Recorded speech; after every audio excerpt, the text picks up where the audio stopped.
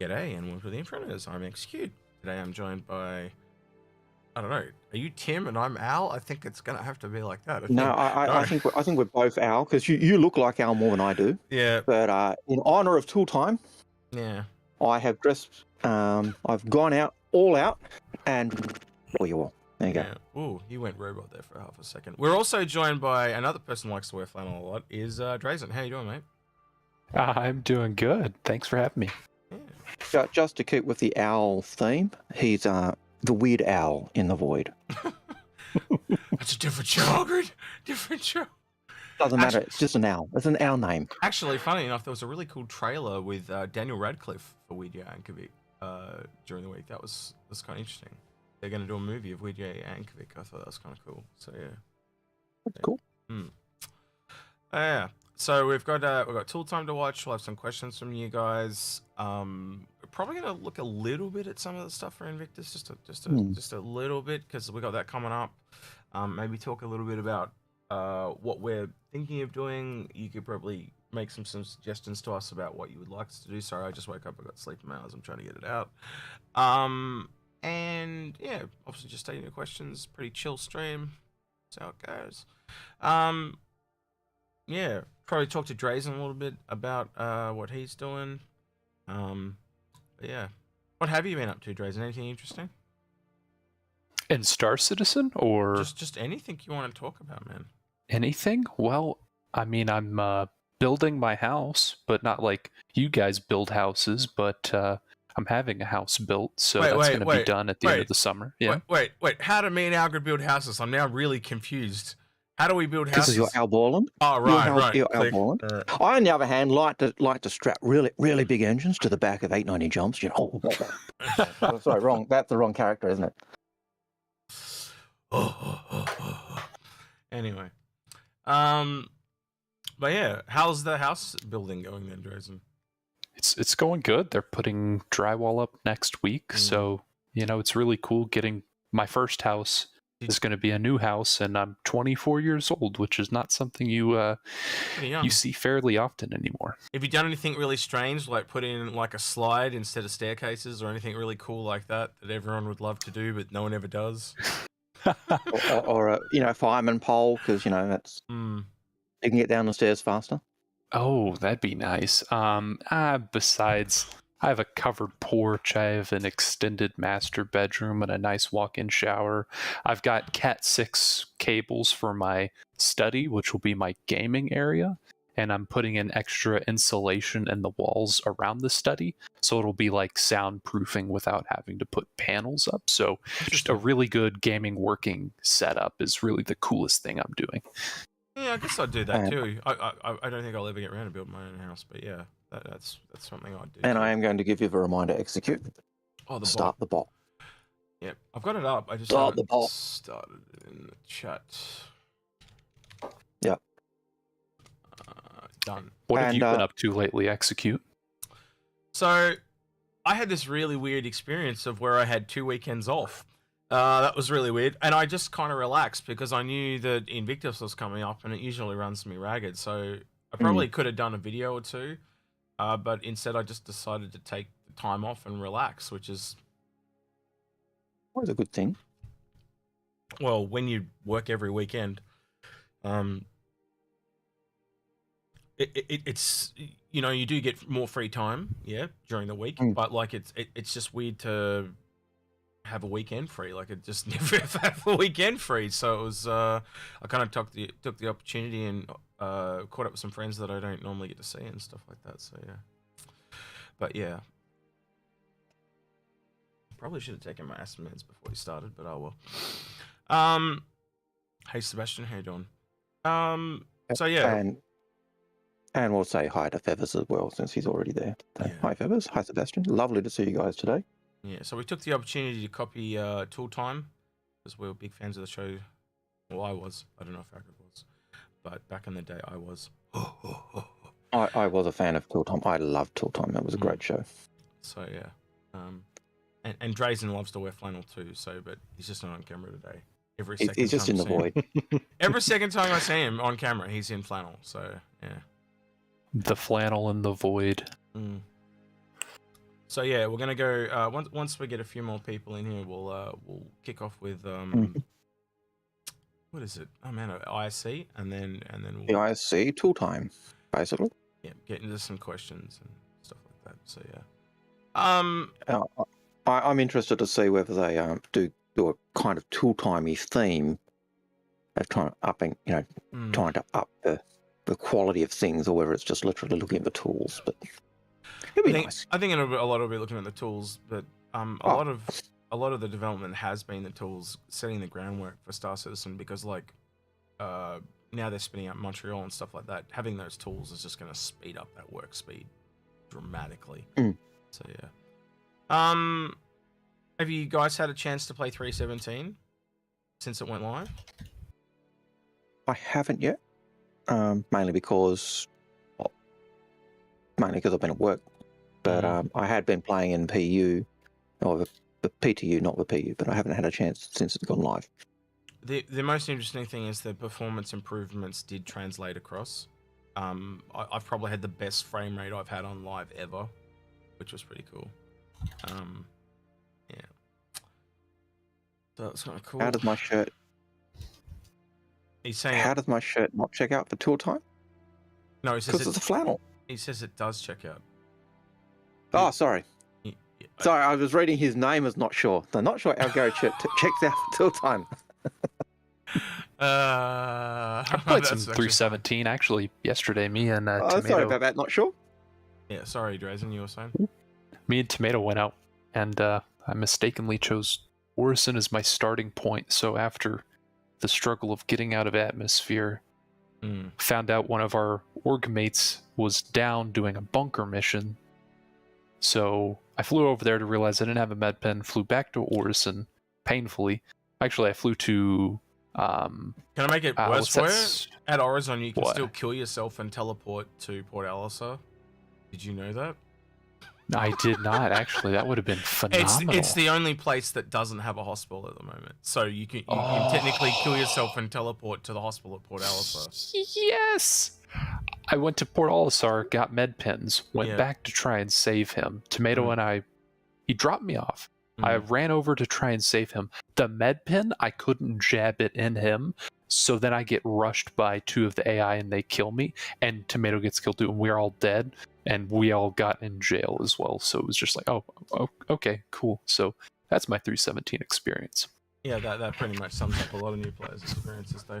I still think that's one of the biggest issues with the prison system is like almost every new player I've brought into the game, that the way they end the game is in prison, and they're like, nah, stuff this, I'm not waiting 15 minutes, and they leave. So yeah, I think if you looked at it from a purely new player experience, a lot of them they don't like the prisons. At least in that example though, all 3 of them were in prison, so that would have been an encouragement to stay, because your mates are still with you. It's not as if, we've got to wait 15 minutes to get you out, or we've got to escape together, or we've got to help you, talk you through how to escape. That one they could have done the legal way out, mine their way out by mining to take time off, or they could have escaped together. But it was all 3 of them still together, so you're still doing stuff together with your mates, and that's often the problem with new players coming in and ending up in prison. Their friends or the people who have brought them aren't in prison, because we've learned how to avoid those situations. And then they're sitting there going, well, this sucks. You're on the other side of the galaxy and I'm in prison. And that's usually what kind of ends them going, okay, this sucks.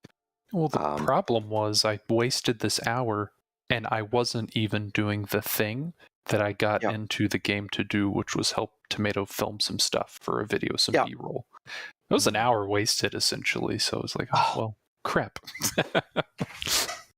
It is a hassle when you're going to do something, and just gameplay or things that you're helping people do just ends up eating the time away. And it's so easy to chew time up by, isn't it? I think I got some new headphones during the week, so we'll talk about those real quick. And then hopefully there's enough people here by then and we can go into ISC. So I did want to bring these up to you. These are actually Australian-made headphones by Rode. It's the first pair of headphones they've ever made, and if you guys generally know anything that's the first thing that a company makes is generally terrible. These are actually really damn good. There's a guy called Z Reviews that exclusively reviews headphones on YouTube, and he's going absolutely gaga about them. But if you are in the market for new headphones, I can highly recommend them. I borrowed a friend's pair, and they were that good that I went and brought my own, and I've already got multiple pairs of headphones as it is for the show. So it beats most of the ones I've got here. So yeah, really cool. They're basically like $150 US, but they act like a $350 US pair. That's the quality you're getting out of them. So yeah, so for me to buy them in Australia, it's $250 or $249. You can get them for $250 retail, yeah, but I got mine for $215 if you shop around. So yeah. But they are just, they're made by Rode. If you don't know Rode are really focused on microphones. I think both Execute and I both use the Rode Podcaster. You've got a Podcaster, I've got a Procaster, but yeah. I had yours as well. But they are great microphones. They are more expensive than most, but my Podcaster came with a 10-year warranty. I have got a friend who bought a Podcaster, and they were insisting back then using Windows 7 still. Now Windows 7's not supported, and their Podcaster didn't work. And they contacted Rode. Rode have two offices, one in Sydney and one in LA. And my friends in America, they contacted VLA, Rode, and Rode says, what your problem is the firmware is not installed for Windows 7 because it's no longer supported. Send us your mic. We'll put it in. We'll install the firmware for you and send it back. And so they paid for the postage. Within 3 days it had been done. They plugged it in, bang, it worked. That level of customer service from a company is unheard of. And that level of warranty on products is just states how much the company has faith in their product. Your Podcaster, you bought it secondhand, didn't you? Yeah, and mine broke, and they replaced it, even though it was secondhand. Even though it was secondhand because it was still under warranty, they replaced it, and you got full warranty with it, didn't you? Yeah. So their customer service is really, really high. That said, though, this only has a 1-year warranty, which is unusual for a Rode product. But one of the things I do want to show people that's very unusual for headphones is you can actually, I'm not going to be able to hear you when I do this, so just be aware.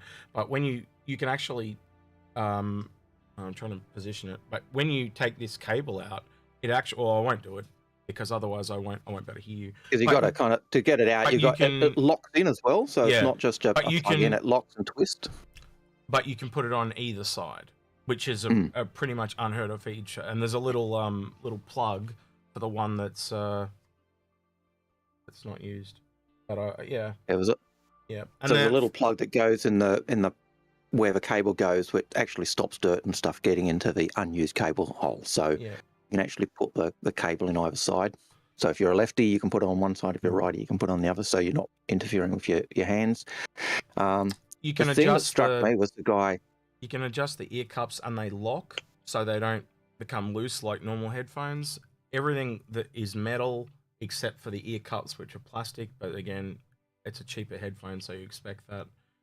It's got a gel in the actual ear cups, so they stay cooler and stuff. And they've got the type of fabric they have on them, I forgot the name of it. You don't see that again until $350 headphones. But that's one of the things you get from Rode.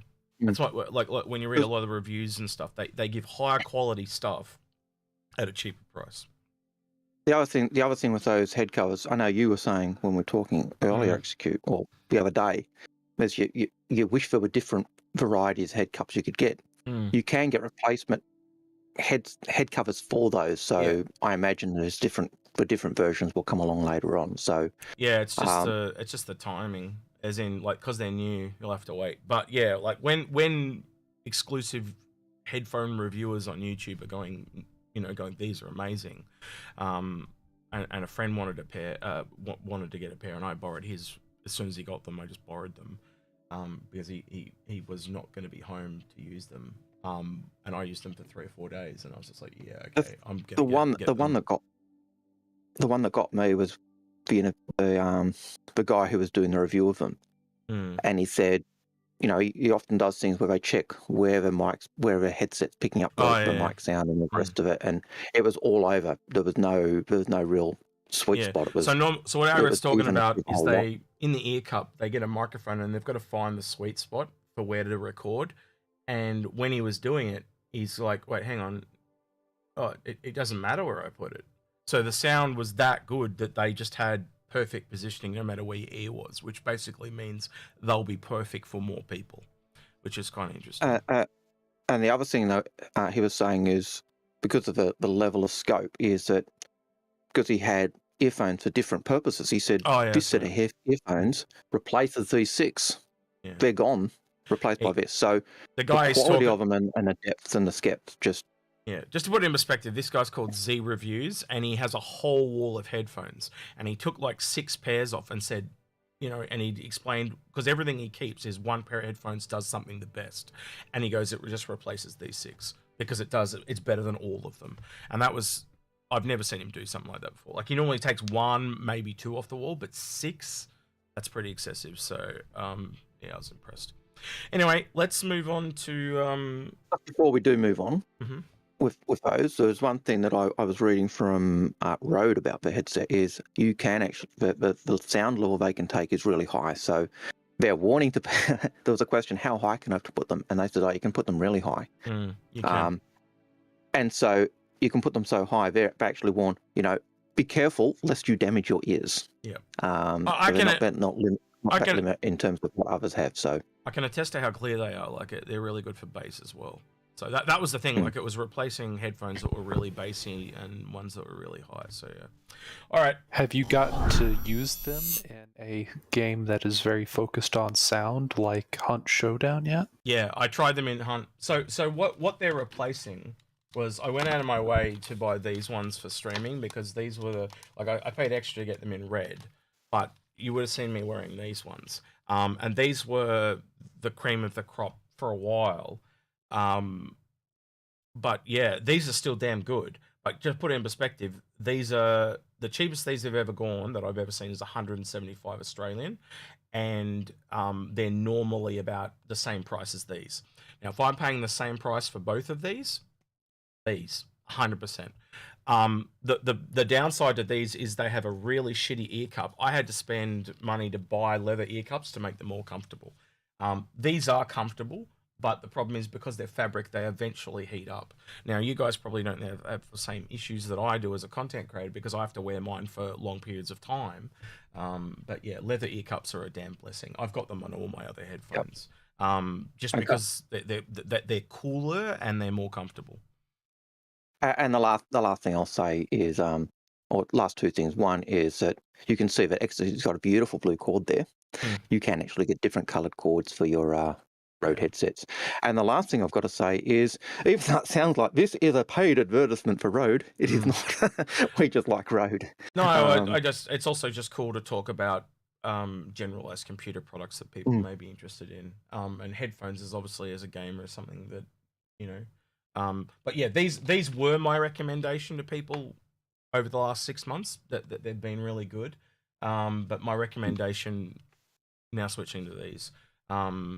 So yeah, and as you can see, this is majority plastic, where the only plastic part really on this is the cups. And again, you know, if they change it to something else, you could just tell it to put the price up. So again, it serves its purpose.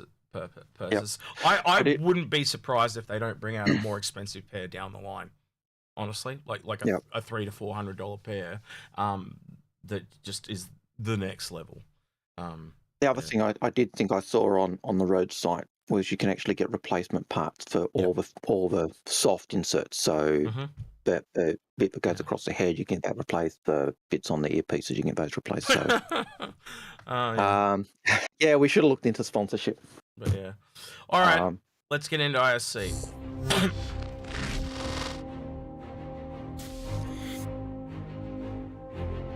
Hello. We talk a lot in ISC about what developers are making for you, the Star Citizen community. But what you may not know is that in any large games development, there's usually a small team dedicated to making things strictly for the developers themselves. Tools development is at the very heart of what makes game development possible. and why each year is often more productive than the last. When building the never-before-built, it's often impossible to know exactly what you're going to need when you start. But as time goes on, developers begin to discover all the bottlenecks. The processes that, while necessary, can often devastatingly impede their momentum. And perhaps most commonly, processes that work fine for a small game, but don't always scale with a project as massive as Star Citizen.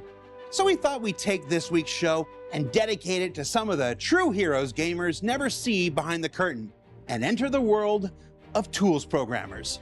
Up first, let's go to Montreal and meet some of the team there and learn a little about their most recent effort, the Mighty Bridge. Depends who you ask for. The tool team might be the most important team of a production. In our team, the focus is to develop tools for artists, designers, and technical artists. The scale in Star Citizen is insane, so we can't ask for artists and designers to make all the game fully by hand.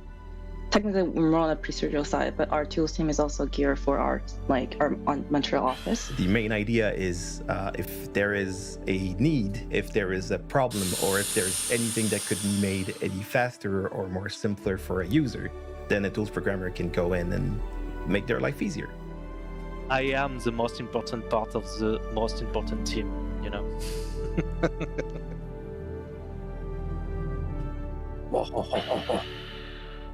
As Star Citizen is evolving, we add more and more features over time, so that means that we need to be able to set up and place new type of data, and so you need new tools for that.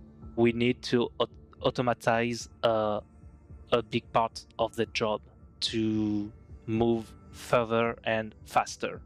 Obviously, there is a lot to do because the world we try to create is huge.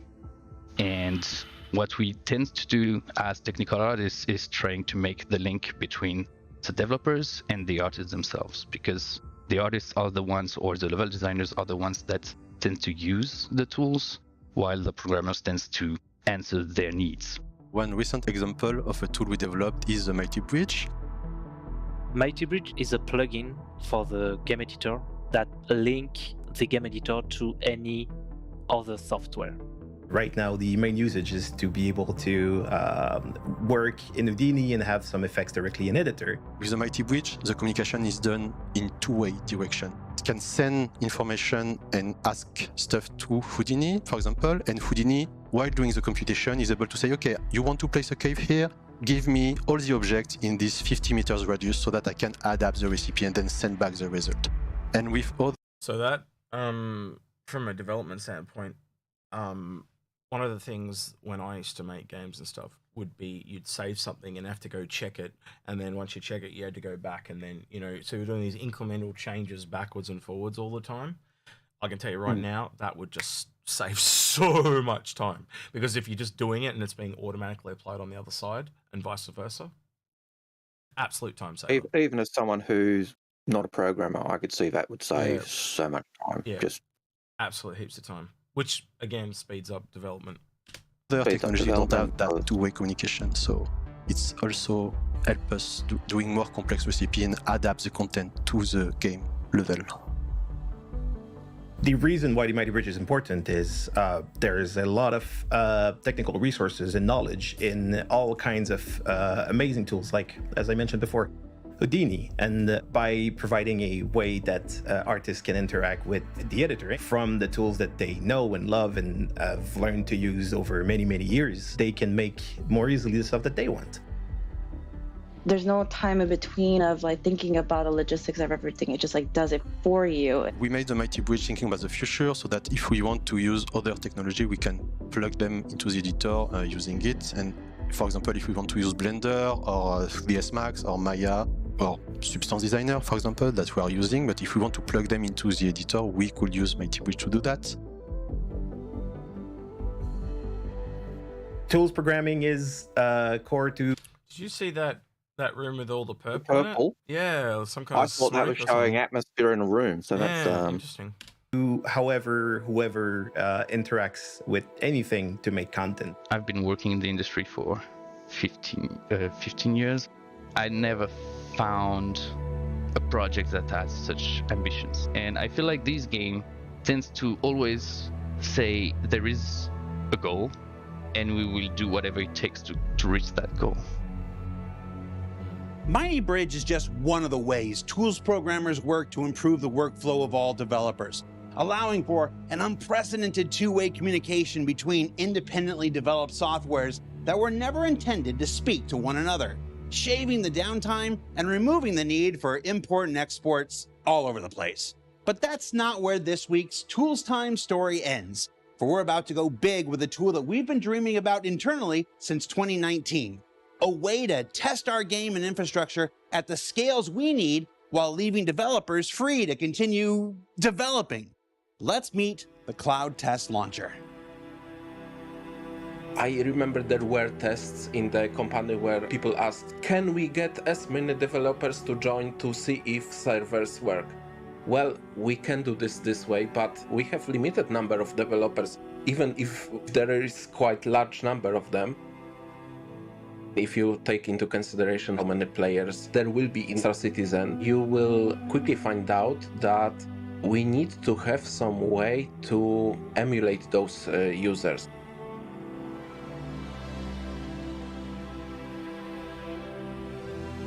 The idea was created like 4 years ago. The first iteration was that you can go to the developer machines, install the software, and one person could simulate that traffic using those machines. Then came the next iteration of this idea, where we wanted to move that to the actual cloud. Right now, Cloud Test Launcher allows us to create machines on the fly when we need them, launch multiple clients on those machines, and simulate actual traffic. It actually launches a Star Citizen client, connects to the servers, and creates a very realistic testing scenario. Because you can say that there is network traffic, you can say that those players, even if they are emulated, they are actually doing something in Star Citizen just like a normal connected client would. So this is quite a big deal. As you know, we are going to introduce server meshing, and to be able to do that, we need to have reliable testing methods. And Cloud Test Launcher is one of those methods. For example, say that a client should go into a ship and fly somewhere, maybe through a jump point, which would involve switching servers and so on.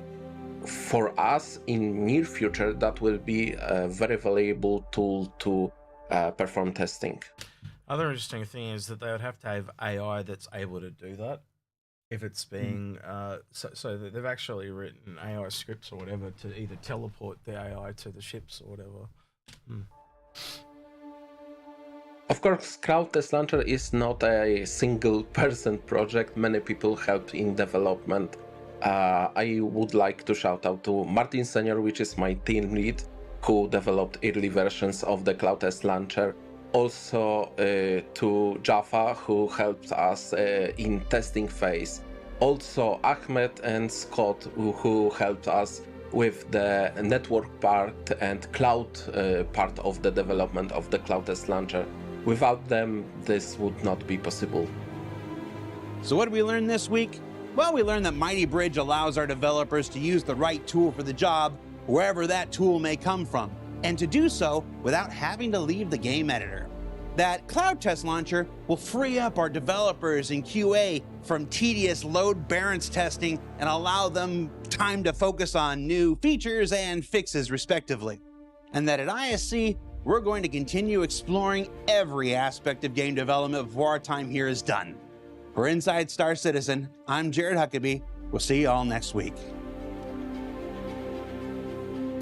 So I'm imagining next week will be all about ISC because it's the how many have we got? What is the 21st? So yeah, the week after that would week after that would be Invictus itself. So. Yep. And I'll just do a few greetings we had of people who came in while we were doing that. Sure. Blasmith, welcome.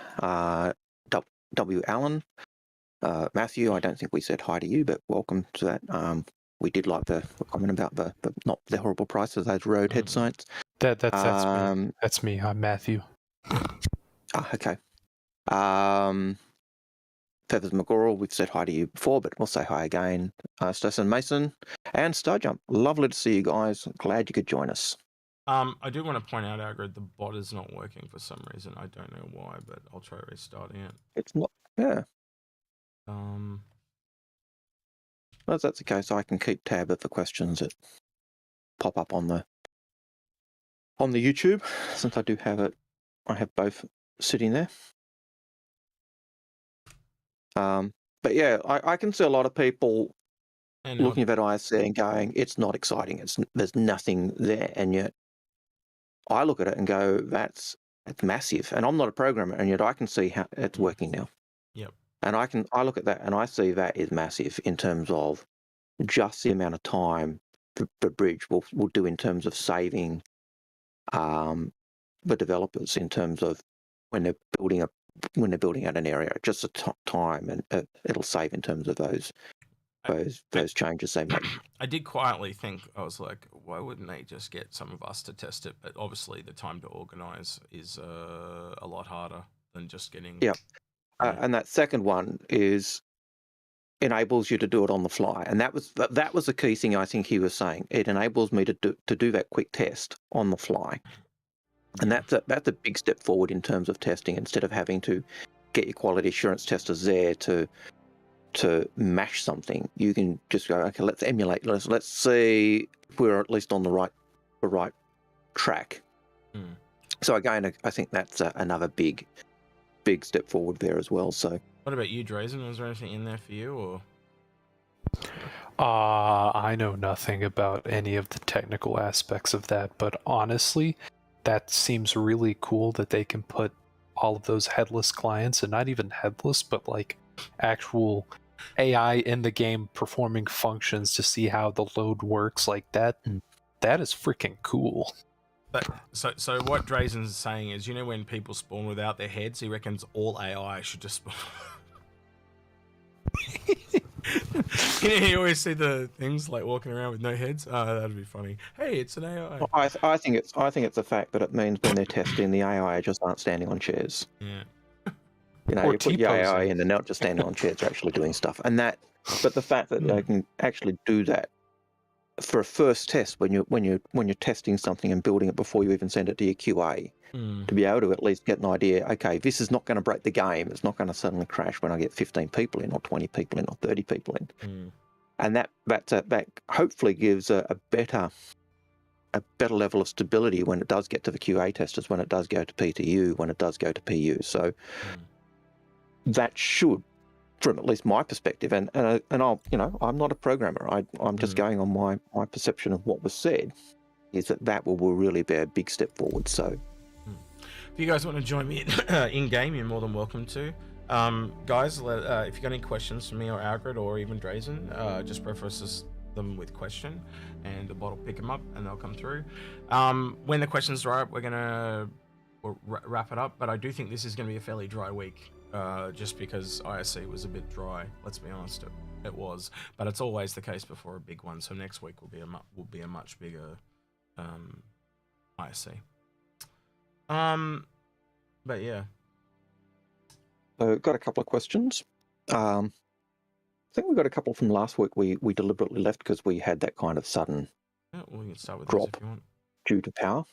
And I'm just trying to remember which ones they were. Let's have a look if I can track these. So I think we had is the 890 jump a capital ship. I think we may have done answered that one in terms of the components are capital, therefore it's a capital ship. By the time Pyro comes out, this was Lonix left. By the time Pyro comes out, do you guys expect to be able to fully live on our ships, including logging out and logging in? I think we can at the moment. I've certainly heard people saying at the moment in chat that certainly on our Discord that they've been logging out in they've had game crashes in their pilot seat and they've come back and they've been in the server in the ship in the same place, and they found that surprising. But that's something I've been noticing in 3.16 anyway. So we do have levels of persistence, and I think it's just getting better and better. So I don't see why we won't be able to do that. But I think we may have answered that one last week as well. We did. What do you think, it says Bruce Fontenot, what do you think about me buying a Prospector, Expanse, Liberator, Nomad? I know we talked about that one last week, so I'll move on that one. Windlord question, why don't CIG consider delaying in-game events or pushing unfinished versions of patches, syncing 3.17 and Fruitfly next month? I'm not sure we answered this one, but my take on this is that everything they put out in the PU is testing. So when they put out those events, they are testing. They're using Xenothreat, Ninetales, and Jumptown as tests for those 3 variants or 3 types of missions that we'll get. And so from those they'll branch out to different types of missions. Any thoughts on anything you want to add to that, Drazen or Execute? I am in game. If you want to invite me to Party X, I'm on your server. Yeah, I'm loading into your server, by the way. I'm at Microtech heading to Lawville, if you guys are... I think I'm at Lawville. When I eventually load. Oh, I'll kill myself. I'm at Orson. Yes, I am at Lawville. Shadow Girl had a question for us last week. Do you... I think we lost you there, Algared. Thank you, and please visit again. Let's see if he comes back. Okay, that would be probably because I loaded into it. Yeah, that's all good. Just repeat yourself. I'm back. Yeah, you're back. Okay. So we had a question from Shadow Girl. It was, do we think we'll have drug use in game? I know we answered this question, and my take was no, mainly because even though we've got the medicines, it is a PG game, and so I think they'll try and keep that PG. What about the drug labs on the Endeavour, Algared? I think you'll find you're wrong. Yeah. But the drug labs on the other are making medicines, so and then we do have the Jumptown event, which is basically drug manufacturing plant gone wrong. So, but I think the question is, will we have players jabbing themselves with the drugs and having that? Oh no, no, probably not. Probably not. They'll just be like any. I don't know. Maybe they won't be considered a drug. They'll just be considered a. Yeah, I don't know. That's a grey area. I'd have to think about that one. Yeah. So, my initial take is no, just because it's PG and we know kids and others do play. Well, in Australia, you can't have drug use, or they ban them basically. So that'll ban all of Australia. So they won't do that. They'll figure out so it won't be a drug. It'll be something else. They just changed the name. That's what they did in Cyberpunk. They just changed the name, and they just can't have the word drug use. So as soon as you remove the word drug, it was no problem. I'll just call it something else. They just won't call it drugs. Abuse of medical, abuse of. No, just call it illegal medical supplies. That's all. Yeah. So if you send me an invite, Execute, I'm also on your. I should also be on your server because I did join off you. Yep. Shimpasta had a question for us last week, which is Inforunners, as mentioned, to get bigger ships with real money, which makes sense now. But if you're solo, how would you make big money in the future to support the big ships? And I think we answered that by saying, I'm not sure whether we did, but I think my thought was, the idea was you answer those, you go for the biggest ship that you can comfortably run and function and serve with whoever you intend to play with, and then you can use that to earn down to the smaller ships you want.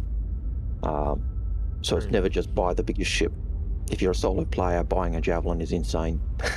If you're only ever playing with 2 or 3 players, buying a Javelin is insane. The Javelin was always designed as a 30-odd player ship for raids. It is your raid ship. So you've got to take those things into account. I'm pretty certain I'm not sure we answered Sandgraper's question, which was, do all the Inforunners own an Inforunner? An Inforunning ship, and I believe it. No, sure. No, I don't remember that question. So I have an MSR, so I guess I've got one technically. Yep. I don't know whether I know I've got numerous Inforunners. I'm not sure whether I think Paul's got an MSR. Dyson does. And Dyson Paul's got an MSR. I think. What about Space Tomato? Drazen? Does he have Tomato has one. That's going to be his main ship. There you go, that's going to be his. Yeah. So if everyone's got an MSR at least, then yes, I think we do. So that answered that question. Shadow Girl had another question, which was, please start your. Shadow Girl, please start your question. Nope. So she was just telling people put a question in there so that it actually comes up by the bot. Mad Titan had a question for us. I think this was the last one. This will be my first Invictus. What ships are typically available in Invictus? Military ships only, or are all ships viable? And it's generally military ships. Yep, that's correct. And that takes us to the end of last week's questions. If you do have a question, just as long make sure there's a question in the question. Or the word question there doesn't need to be in bracket. The bot will pick it up as long as the word question is there. At least that is my understanding. I just want to address what Starjump says in chat. He goes, I think it's interesting that an anvil is on the first day of Invictus. Usually that signals a new ship from that manufacturer. He's correct. So yeah, maybe maybe the Star Bomber got moved to anvil. I don't know. Interesting. Yeah. Well, it'd be nice if Star Bomber was, because I could see a Star Bomber being a variant of a Gladius. Not a Gladius, of a Gladiator. I could too. But honestly.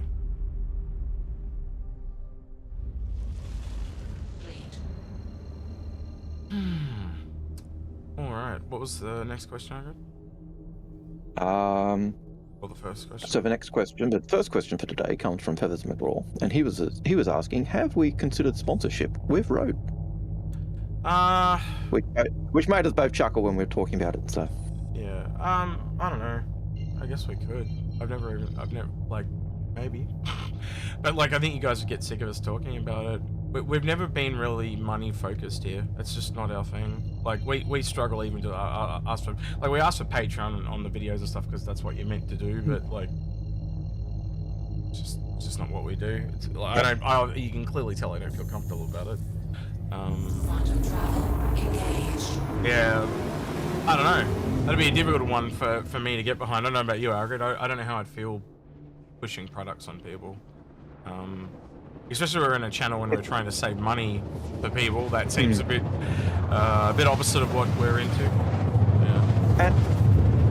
And there are some. I think there are some periphery, some items that are worth looking at. So you know, having good sound gear is probably a good thing to do. But like Rode are a company that really focus on mics. Yeah. The only people who really need awesome, absolute, perfect, fantastic mics are creators. If you're just doing talk with your mates, then a normal headset with a mic is generally fine.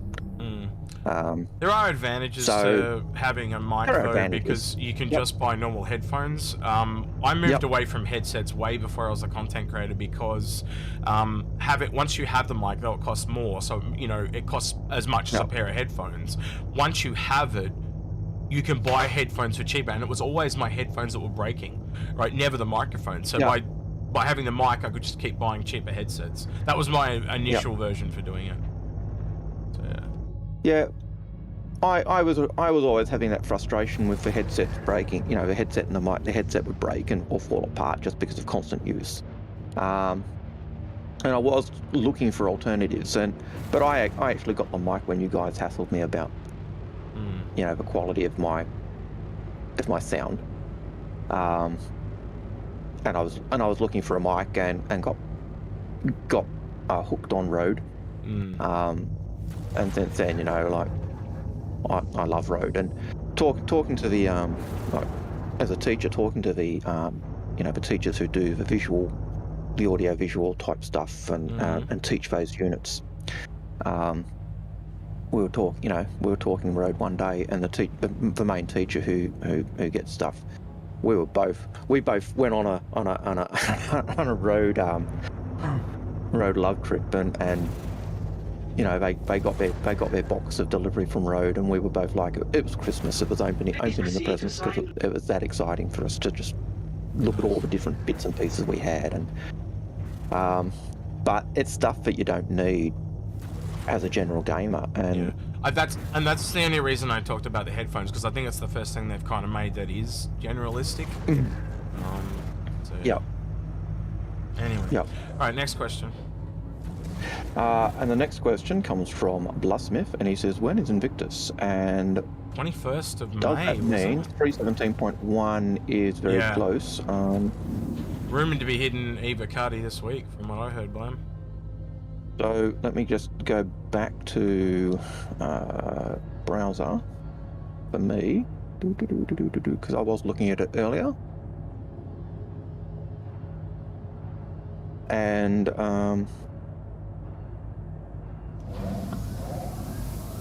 it is actually on the website at the moment. So reserve a date has been posted on the website for Invictus. And looking at it at the moment, it tells me that Invictus begins, drumroll please, in 14 days, 17 hours and 32 minutes. Yeah, so it's right. It's right on ISC. So next week will be all about it, and then they'll take the next week off, which is what they commonly do. So the first event is Anvil Aerospace for May 21st. Then we have Aegis Dynamics for May 22nd, 23rd. On May 24th, 25th, we have RSI, Origin, Consolidated Outland, and Argo. So two of my favourite companies, and my least favourite company, and one of them, with. You can work out which one I'm with, which one I hate, and which of my two favourites. Can you link? Can one of you guys link that through to me? I'll bring it up in the browser. We'll have a quick look. Or is it just on just on the main page? Is it? It's just on the main. It's the first thing you do when you get to the Rob Space Industries page. It comes up as the reserve a date. All right. Well, let me get out of this elevator, and we'll have a quick gander. But I am now at the ship terminal at Lawville. So I'll just store this. So we'll bring that up. I'll move back to the game and amble over to the terminal. And you still haven't sent me that invite, by the way. I did. I do it again though. Didn't? Yeah, you just didn't. Because it didn't show up. It'll be in your pending, Algared, if you go in there.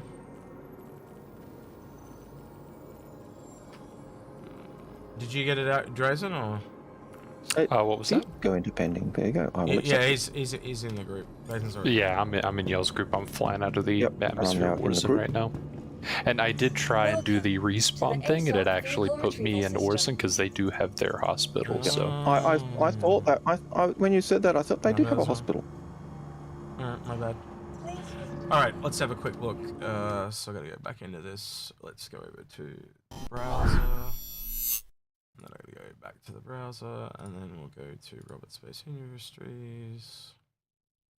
There we go. Right front and center.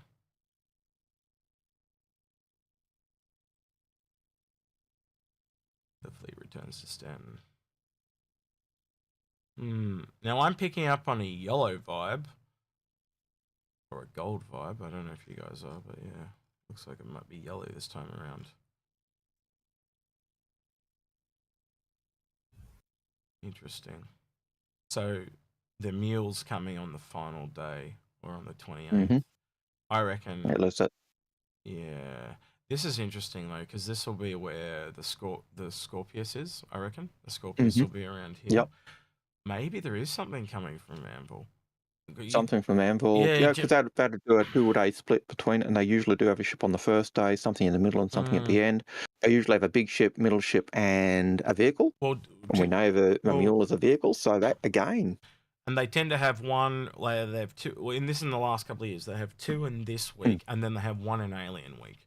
So one at the beginning, one at the end, and then like a soft launch for the Scorpius in the middle seems to make a lot of sense to me. Okay, I can see the days where I'm going to get sleep and not get sleep. That's good to know. Yeah. All right. Well, that's interesting. I've been waiting for that to come out. Because normally it's out a lot further in advance. So this time around, no, not so much. So yeah. Yep. All right, what do you guys feel like doing? I'm quite partial to taking out a Connie. Haven't taken a Connie out for ages. I have a Taurus. I have 7 Tauruses, actually. Don't get me started. Don't get me started. I'm going to call you Hayes Jr. from now on. Yeah, yeah. I think that would be very... Actually, I can see how he is a little like Hayes now, actually, I think about it. Yeah. So hope that answers your question on Blasmith. Johnny McJohnface has a question for us. Johnny McJohnface says, let me just go back to also our stream. Johnny Johnface asked a question. He says, we think 1 is a mule. What your best guess as to the other 2 ships will be?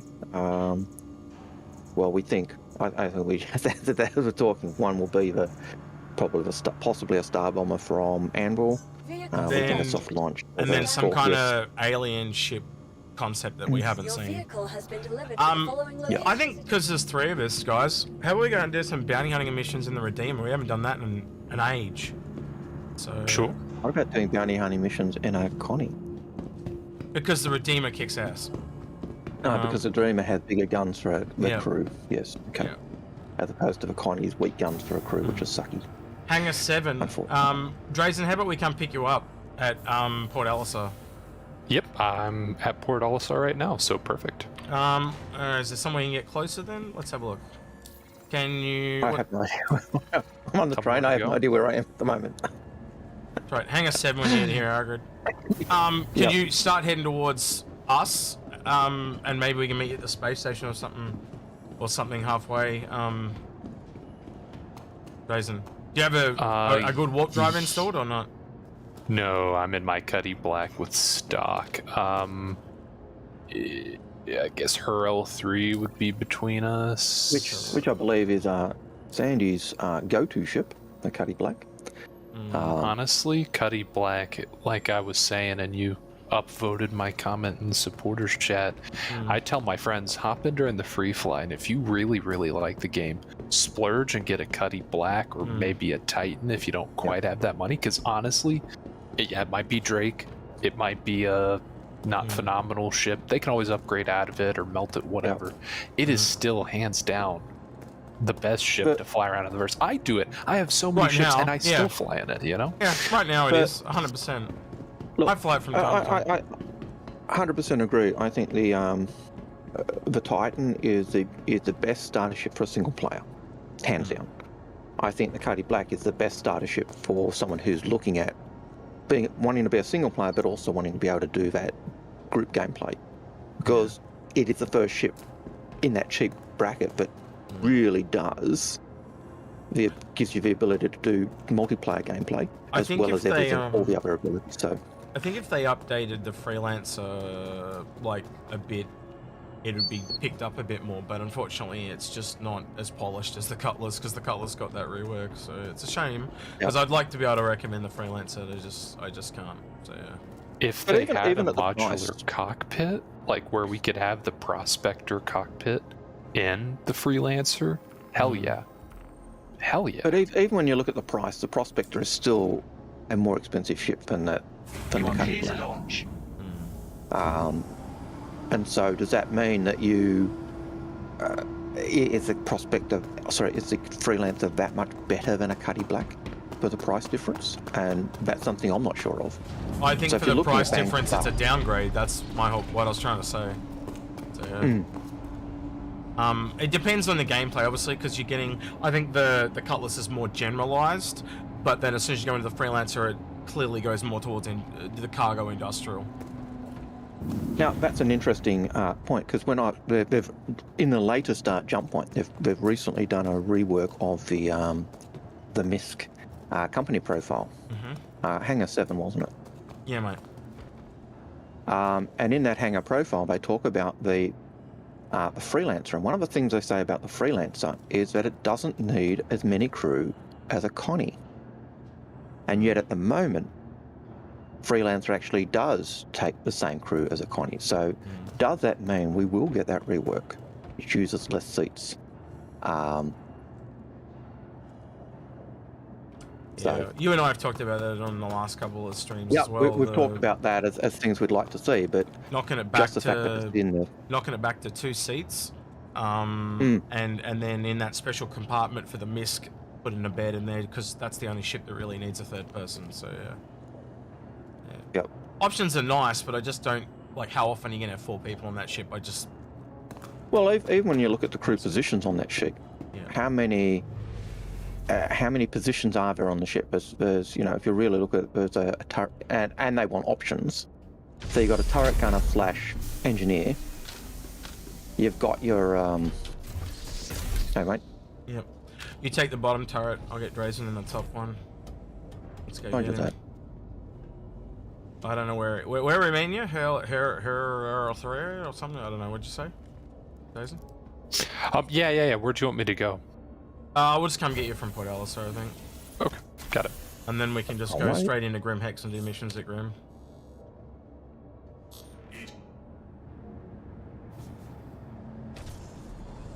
Is that turret access button?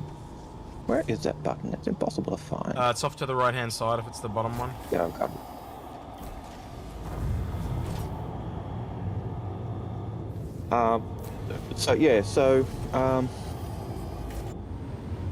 Thank you. Yeah. All right, moving on to the next question, because I can't remember what I was going to say there. The next question was from Bill Carroll. Bill Carroll says, what makes a good daily driver? What do you think, Drazen? Makes a good daily driver?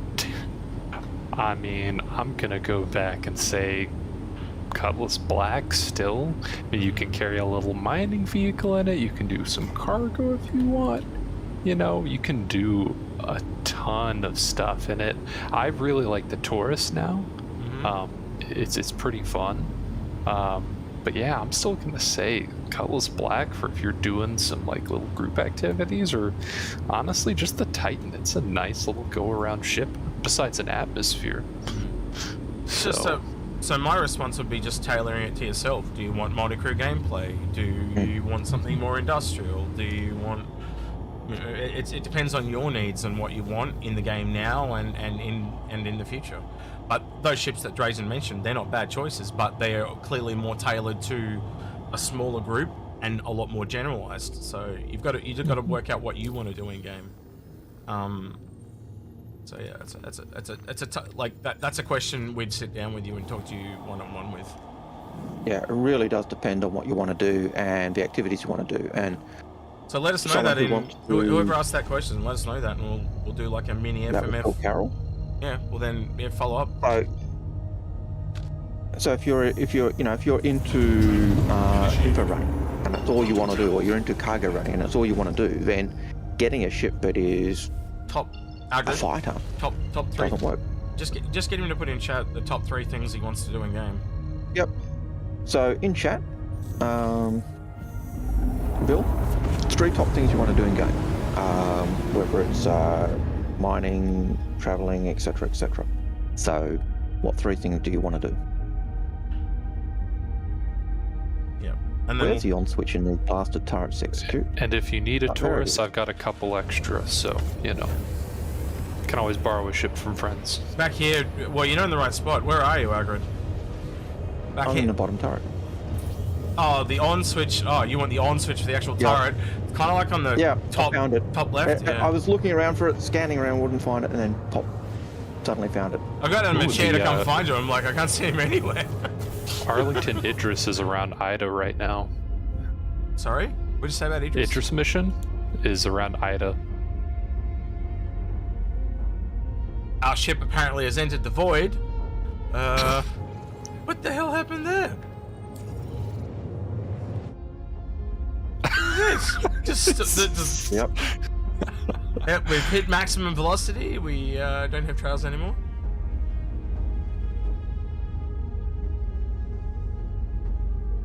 You almost need sunglasses for that, don't I? This game is perfectly fine in every way. Absolutely no bugs. Hey, it's nothing to do with the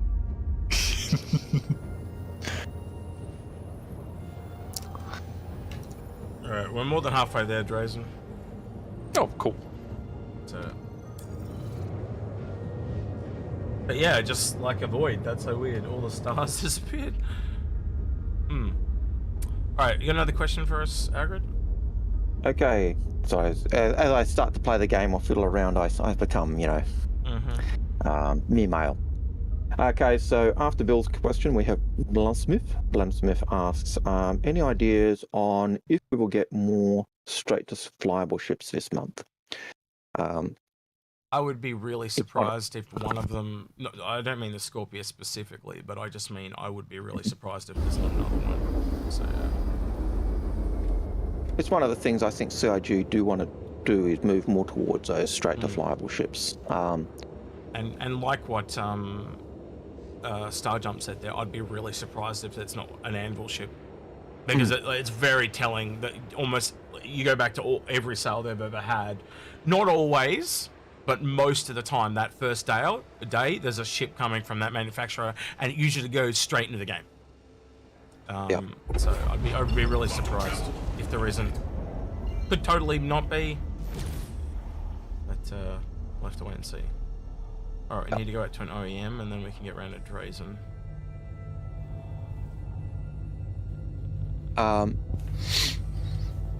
And then we have Craig B's question, which is... does the Connie Andromeda make an excellent premium daily driver? Oh, pardon me. I think it will eventually when it finally gets a rework. I think even in its current state, the fact that you've got a P52 with it enables you to do multiplayer gameplay. It can carry cargo. It's got a good loadout of weapons for the pilot. It's got a lot of missiles, but they are limited to size 1, size 2. It does tick a lot of the boxes, but it really is a ship that does use multiplayer gameplay to get the most out of it, even though those turrets are weak or weaker. But the fact that you do have that P52, if you've got 2 people, you've got that option to actually separate and then redock. So I think it gives a lot more options or variety of gameplay than other ships. It's certainly the smallest ship that has a snub ship or something else there. And most daily drivers are more generalized, but you can also, like, because I would consider this Redeemer could be a daily driver, but obviously you're giving up almost everything to get cargo stuff. But then, you look at say the MSR is not as combat focused as the Constellation.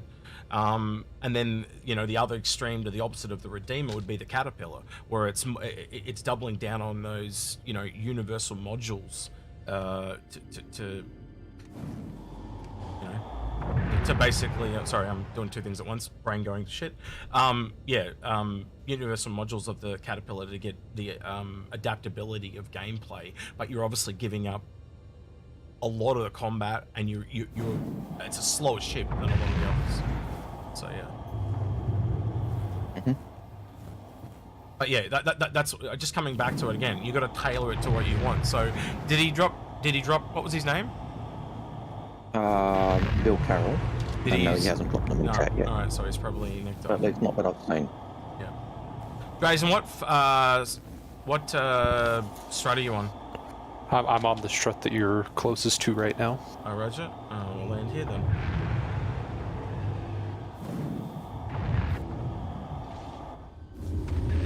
Please proceed to assign.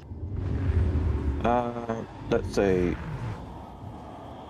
Johnny Ian says, does anyone like the old Star Citizen days better with Sandy, Ben? Remember Toast? 100%. And Ben's Gornhead? What the hell happened there? The ship just randomly rotated. What the fuck is... Oh, because I auto-landed. I have been authorized to scan your vehicle for security purposes. So, yeah, look, I'm odd. I like that sense. Oh, Algared, it's your turret. Sandy. That's what it was, is the turret. That's alright. I've got it up as high as I can. Yep. So I like the days of Ben and Sandy. I like the fact that they seem to have fun with it. They were goofy without being fake. Yeah. And I think those old days, that's it. There was that passion that was there, and I don't know whether part of it was just that smallness of a community that enabled you to have that passion.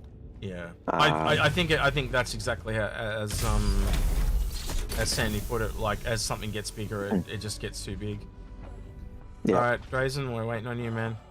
Yep, I am 150 meters away from you. You know, and then you are. And then part of the issues with that is, you know, the only reasons Ben had to step back was health reasons. You know, so that kind of, you know, once you get that, it does kind of change the dynamic. And then. Hey, Algared, can you see me? Can I see you? Look out the window. Look out your turret. No, don't really careful. Here, rotate. You'll kill me. No, I shoot you. You can't shoot me because the guns are either side of me. I know. It's in an armistice zone. How sad is that? Yeah. No, but you wouldn't be able to shoot me because I'm behind the guns. Anyway. This is my first time on this ship, so I don't know how to get to the top turret. Don't touch anything! No, that's fine. What's this button do? Self-destruct in 5 seconds. Yeah. Alright, come up this way, I'll show you where the turret is. The only thing you'll have to find on your own is the on switch, but it's pretty easy. So see this little... Oh wait, you're not upstairs yet. So this little orange computer terminal should allow you to enter the turret. Cool. I'm noticing that now too, they actually cast light. Yep. I don't remember that before. No, I know that since we had the question about the old days, I know in the interview we had with Sandy, there was a question that came up about, hey, when will we get servers in South America, South Africa? And I know Sandy hasn't answered that question yet, and part of the reason is she doesn't know. Yeah. But generally, I'm imagining it relates to the idea of how many people are how many backers live in those areas, and also, you know, other issues as well. So I think they'll definitely get them when the game comes out, but until then, like from a testing perspective, it's way too expensive for a smaller population that's not actually. So I think I think that really does come down to availability of the actual setup.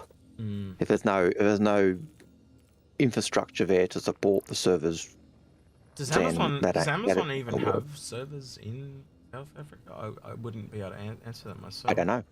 So that'll be one factor that influences it, and that is something that is beyond. You know, if it's an Amazon issue, that's something that's beyond CIG's control. But the other thing would be how many backers and how many users you've got in that region that are using that.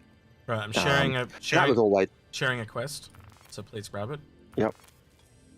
And that was always an issue that we had in Australia. Was, you know, there's not, you know, compared to the millions of people on this MMO, you're a very small community. You have to suffer. Yeah, that used to happen to us all the time too. So I can definitely relate to what he's saying. So there are other issues that come into play there, but I think the key one is just the number of users and clients that are using in that region, and that'll be the main influence on that question. So, yeah. So. Question for me, how do I turn the turret on? Look around, holding F, and try and find where it says power on. It's usually, I think from memory, it's kind of off to the top left. Yeah. Oh wait, that's in the bottom turret. It's on the bottom left in the top turret, I think. It took me a while to find it myself, so. Yeah. Just look around, you'll find it eventually. You got all the time for us to travel to Microtech to turn it on, so. Sweet. So what's the usual setting? It's staggered, gyro? Staggered's not really worth it on lasers. So it's the keys I usually would press would be Q, R, B, X, but one of them is the staggered key. I think it's B that's the staggered key. I don't tend to remember, because I've got to shorthand everything, because I've got to remember so many things. Yep. Yeah, I just shorthand it, so yeah. Do you guys usually have gyro mode on or off? On. As I said, QRBX are the shorthand keys. Got it. Cool. Anyway. Alright, another question, Algared?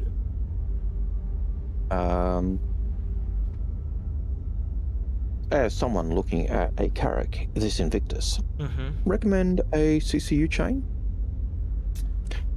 I can't yet because they're not out. Grade B. Yeah, they're not out yet. That's the hardest part of what we do. We can't do the CCU recommendations till the final day. That's just, you know, how it is.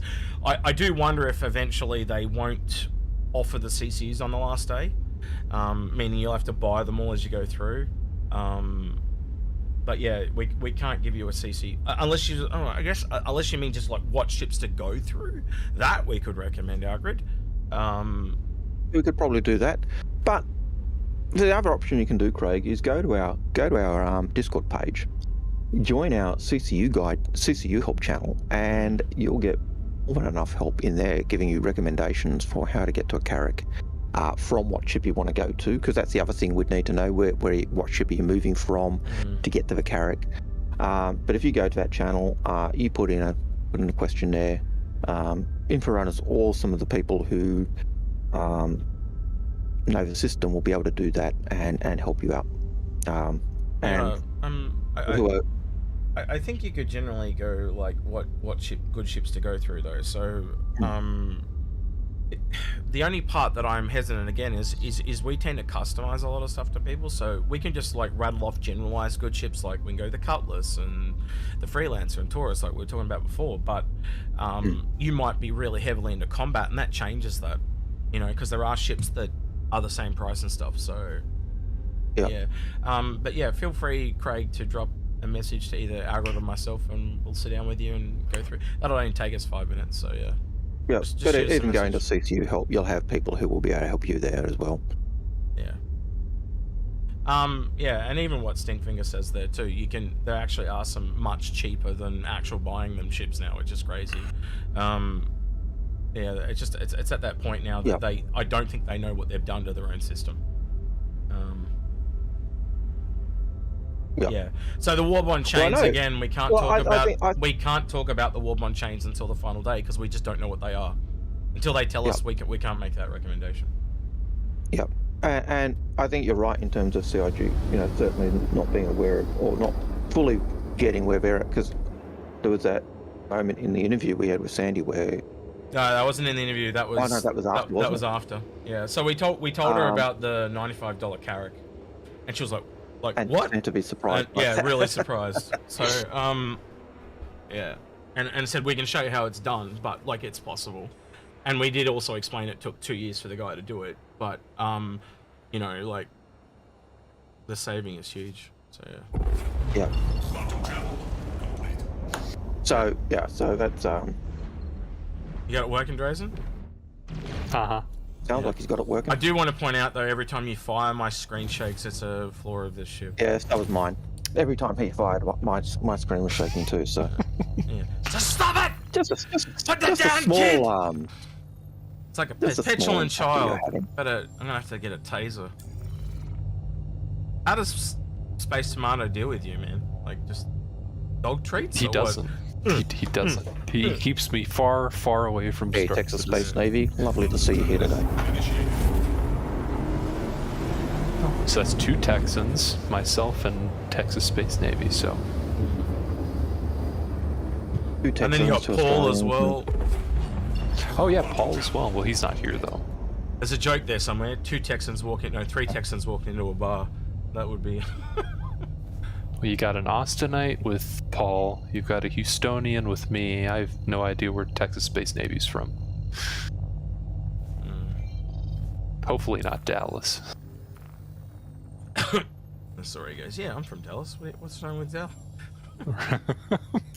he would get the joke. Nothing? Nothing's wrong? When I was doing a degree, I was doing some theology, and I met up with some guys I was playing a game with. One was a cop, one was a sailor, and then there was me, and they said, this is it was kind of like a bar citizen, but it wasn't a bar citizen because it was a different game. But I said, this is a joke. A copper, a sailor, and a theologian going to a bar. So, the weird things that happen. The joke was, I think we were playing a game.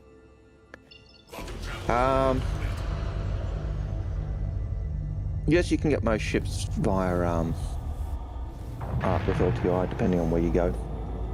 As the stint thing also says in the chat. That ship that's available on the first day, or the mule, will be generally, you know, whatever the cheapest ship is at Invictus becomes an LTI token.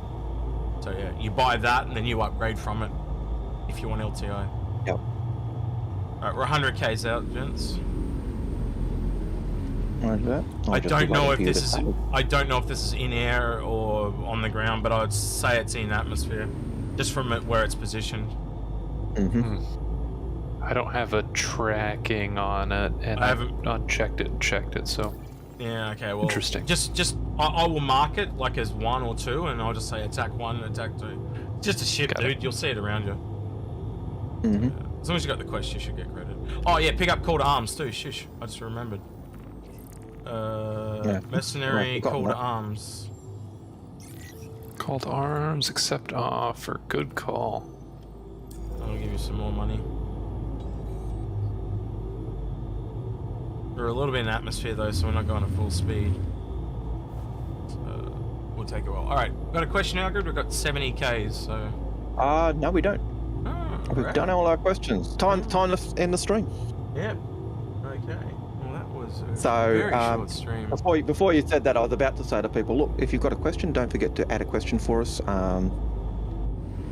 It enables us to have a conversation rather than just talking to ourselves or, being bored. We tend to end stream when the questions drive to. Yeah, go for it. Read it, Drazen. Go for it. What's the question? Question from Bill Carroll. When a ship is advertised to have 6 months insurance, is that game months or is that real life months? In-game months. Based on the time, I think it's also based on the time, gameplay time up, so how much time you've chewed up. But at the moment, that doesn't come into play. So the insurance comes into play once the game goes live, and at the moment we don't have insurance working, so it's not being applied. So they've also stated too, if you do buy a ship now, you won't lose it. It'll just take longer to get back if it doesn't have the right amount of insurance. So I think I got another one from. I was going to say, go ahead. Just real quick. I think LTI has probably lost a lot of its potency, and it's a bit FOMO. If you can get it, great. But Algared, I would say LTI is worth probably $15. That's the cheapest that was ever available. If you're paying more than $15 to get LTI on a ship, you have to think about it. And also, the more expensive a ship is, the more valuable LTI is on it, because it's obviously bigger. So yeah. Anyway. I always like LTI just because down the track it's just something that saves me time and money, but it's never been something that is a must-have ultimately, because you know Chris has always said that insurance for a ship will be like one mission. One mission will get you insurance for a ship for a month, and I'm assuming he's talking about the depending on the ship size. You know, you do a mission that's rated for a Javelin. For a mission in that would give you more than enough to get insurance on the Javelin for a month or whatever. So all right, just hold off on that next question because we're about to come into combat here. So when we get into about 20 kilometers, they tend to pop in. We're at 22 ish. There we go. Oh, got it. Cool. Now it popped up for me. So we'll just take care of this. Otherwise, we'll be trying to answer questions and going, does not compute, and then we'll crash and die. So yeah, let's just concentrate. Mission's got target, or not targeted yet, but I've got it. About 10k he'll. Yep. We should have the. He'll become a visible thing. Yep. Yep. That's it.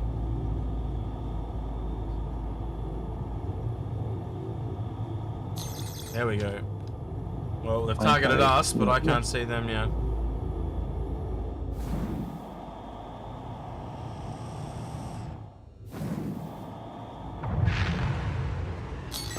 There we go. That isn't even the main target, but it's targeted as 1. There's the secondary target. That's the main target. Main target is 2. Oh, shish, I missed the...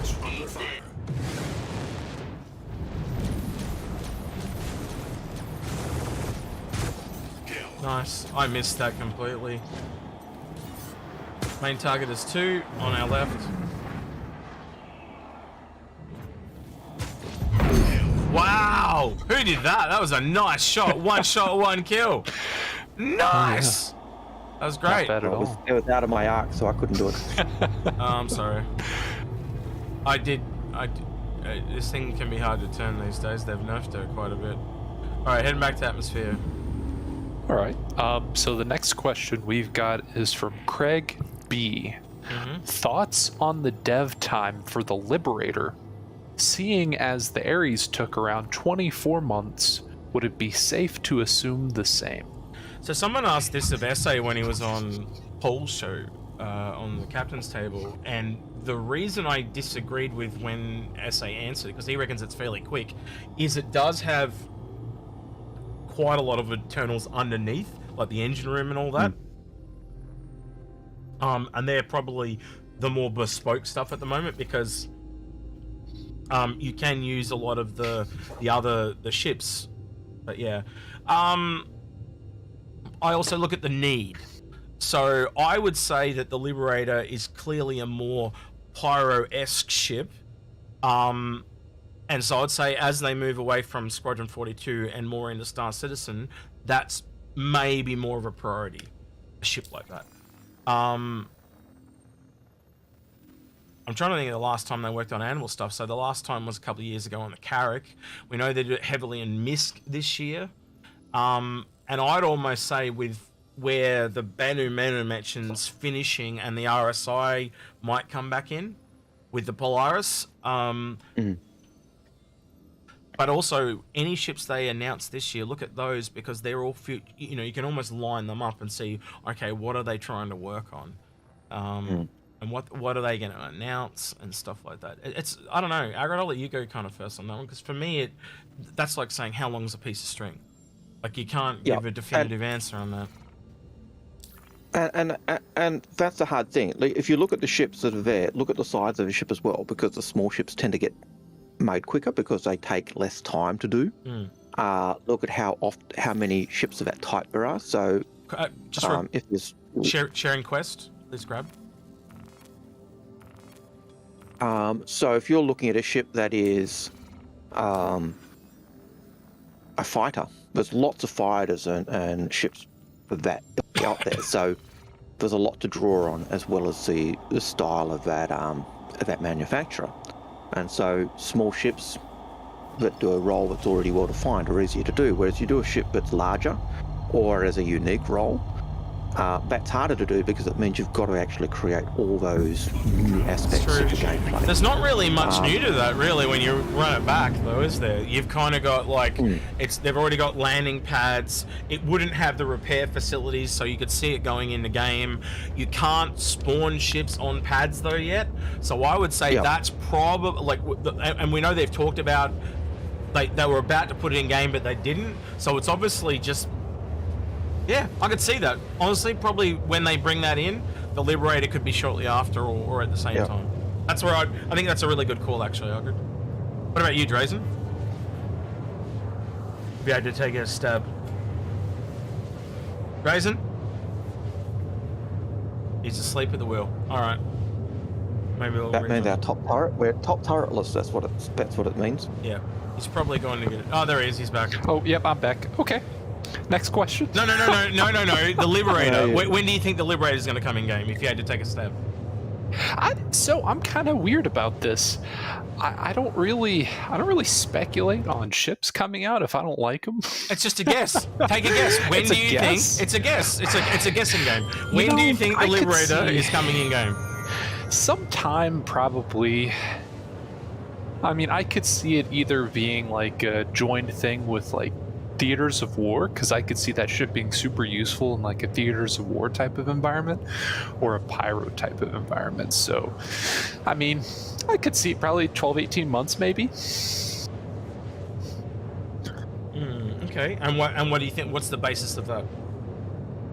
And the basis of that is it could have a use in theaters of war in some role as kind of a transport. And with Pyro, again, just kind of transporting ships around, because I think at some point we're going to see that. There's going to be a need for ships being transported from station to station. I could definitely see a very real need for that in the near future. Yeah, I think it really does heavily rely on Pyro, because there's not a need for it at the moment, but I could definitely see it being useful in Pyro. And the other thing we said, but you weren't here, was the being able to spawn ships or vehicles on your own ship. Now, we know we talked that about in the past, but they didn't end up putting it in. It was about to be in, but then they withdrew it. Interesting. So, yeah. Huh, okay. Yeah, it'd be nice to be able to say that you want your Ursa on your Carrack or your Aquila or whatever other ship it fits in, if you've got one. So that would be pretty cool. Starjump points out there is a lot of Drake going on. He is not wrong on that. There are a lot of Drake stuff. But now I do also think, and I'll put this question out to everyone, we did know originally they were doing like years of so like this year they tend to be doing MISC, right? But the thing is now they have several pools. I think they could almost turn to any manufacturer and do who they want, because they'll have that pool of stuff to use now. I think they've been building that generic pool of that manufacturer. So yeah. Because even the Banu, like, now they've got the merchantman out, that they'll have a Banu merchantman. Is there any that we don't have? Like, run it back through. Zion, an internal Zion ship, is the only one I don't think they have. Because they've got the Cartoal, but they don't have an internalized Cartoal. Yeah, that's the Raylan. Yeah, you're right. So they haven't got the internals for that. Yeah, you're right. It'd be nice to see larger. I'd love to see a larger Kruger ship, a Kruger intergalactic ship. I'd love to see something bigger than a snub fighter. But hang on, you're over on my question real quick. So my question was, is there a manufacturer? So now we've established the Zion. Is there another one that they haven't done? And that was my question. I don't think there is one that they haven't done. Is there, besides Cartwell? Like Kruger, I know, and what you're saying is you want them to do Kruger, but Kruger's they haven't announced any big ships at Kruger, so that may never be a thing. It may never be a thing, but that is a manufacturer that doesn't really have anything other than a small snub ship. So that's one that haven't really been fleshed out in terms of the design language. That's what about that's the only other one I can think of. What about the CNOU? That's true. That's another one. Yeah, they've only got the Pioneer. Yeah, we haven't really seen that because it's and that's not out yet. Almost every time we get asked to speculate on a ship, the CNOU comes up every single time because they are one of the manufacturers that clearly need one. So now, here's another one that I reading the MISC company profile from the updated profile of MISC in the latest jump point. I was reminded that most of MISC ships come from their heavy industrial section. So when we're ever talking about what ships do industry, MISC is often a ship we don't often mention as a company, but it is a company that actually do heavy industry. So the mining ships all literally do fit into that MISC. I think there's only mission. Can you share mission? Yeah, I'll share it. I think there's only really two major industrial ones, and that's MISC and Argo.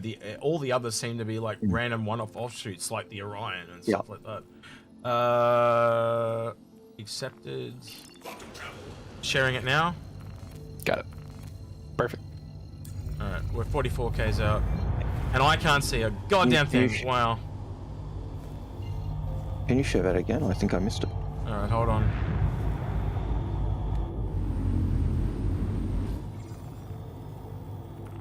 There's always one that's slow.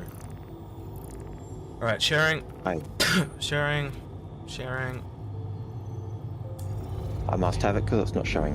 It's not popping up. So Liz read in chat saying that attack is supposed to be industry focused. Oh, as he means that actual manufacturer. Yeah, now I'm with you, man. I was like, man, that's a cargo ship. That's not industry. but now I'm with you, man. Yeah, sorry. Yeah. So I'm assuming who's the one for Cartoal? They're Apoa. So Apoa's probably more combat focused. Yeah, that makes sense. So, I guess I'll wait till after this one. Yep. Yeah, just hold off because we're 12Ks out. And coming in hot. Because I came in way too quick. Oh, yeah. They are coming in hot. Ramming speed. Ramming speed, yes. Make it so. Just ram with the top turret, not the bottom one. Target is 1. And that's the guy we've actually got to kill. There's a second target, but he's not priority. I'm marking him 2. I'm just waiting for him to be in range.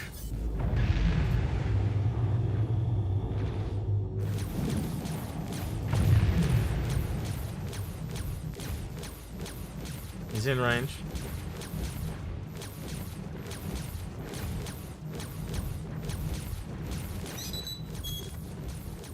Here you go.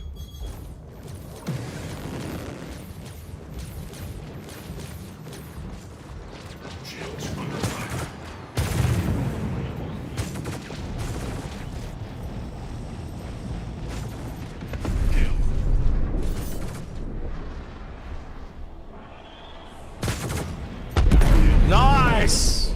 One shot, one kill. Yeah, good work.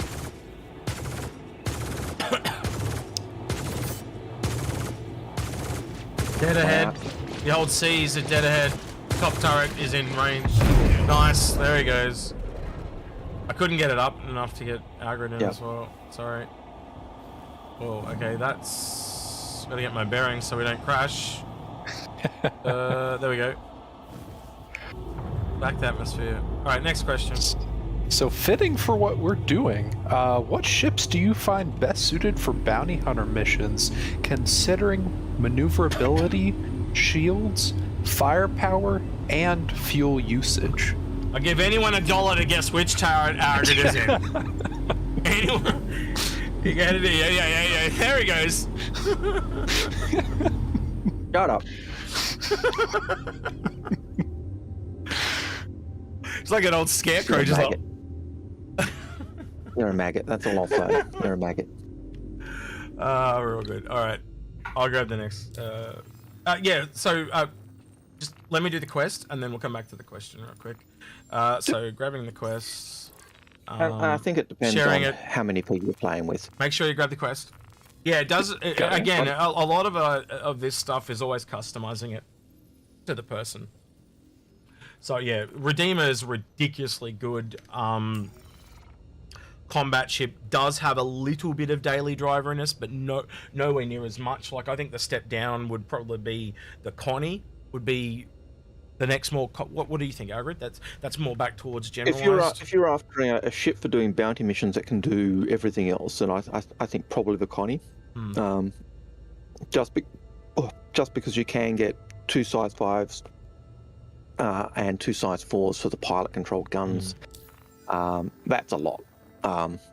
Yeah. The MSRs. So the solo ship, that's probably good. The MSR is probably the next step after that. It's just not as combat heavy, but you're also getting data running. So. Yeah. And you've also got that cargo ability. MSR, I think I'd actually put the MSR, and this is horrid because I prefer the Connie, but I'd actually put the NMSR above a Connie if you've got crew. Because while the Connie pilot's got those size 5, size 4s, when you use an MSR with crew in the turrets, you end up with more size 3 guns. Yeah. Again, it's whereas Connie and crew, they've only got 2 size 1s. So comes back to that customization thing, doesn't it? Yeah.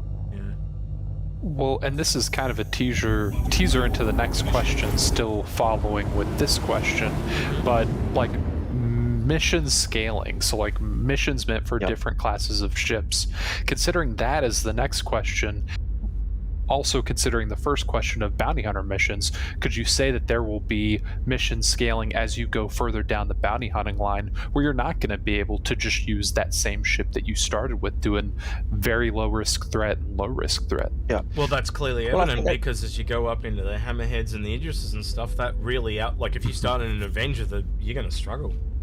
So, yeah. And you see people.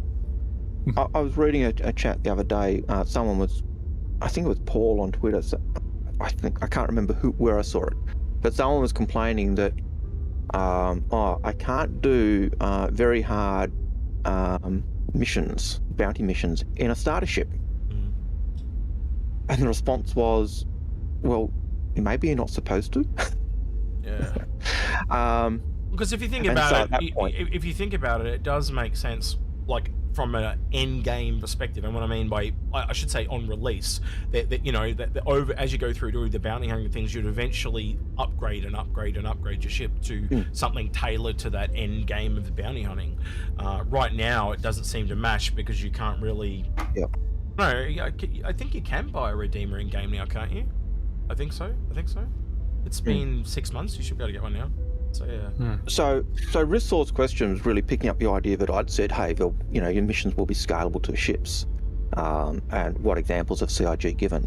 The classic one I can think of is a Javelin. The Javelin was always brought out as a raid ship. Yep. That says it's going to be a raid quest.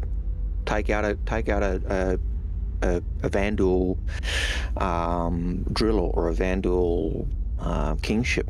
You're not going to do that in an Aurora. Yeah. And the raids are, the Javelin was created as that ship you would take on a raid. You'd get your Zerg and you'd all be on the Javelin, and that was at least seems to be the concept that they had. Not necessarily that you'd have other ships flying around with you. You'd have your 30-odd players on the Javelin. That blows my mind. If you put this into an Eve concept of 30-odd players, it'd be 30 ships. But for Javelins, you've got 30 players on that one ship. That's totally new in terms of a space game, I think. So I think that's a classic example of the idea that there'll be scaled missions.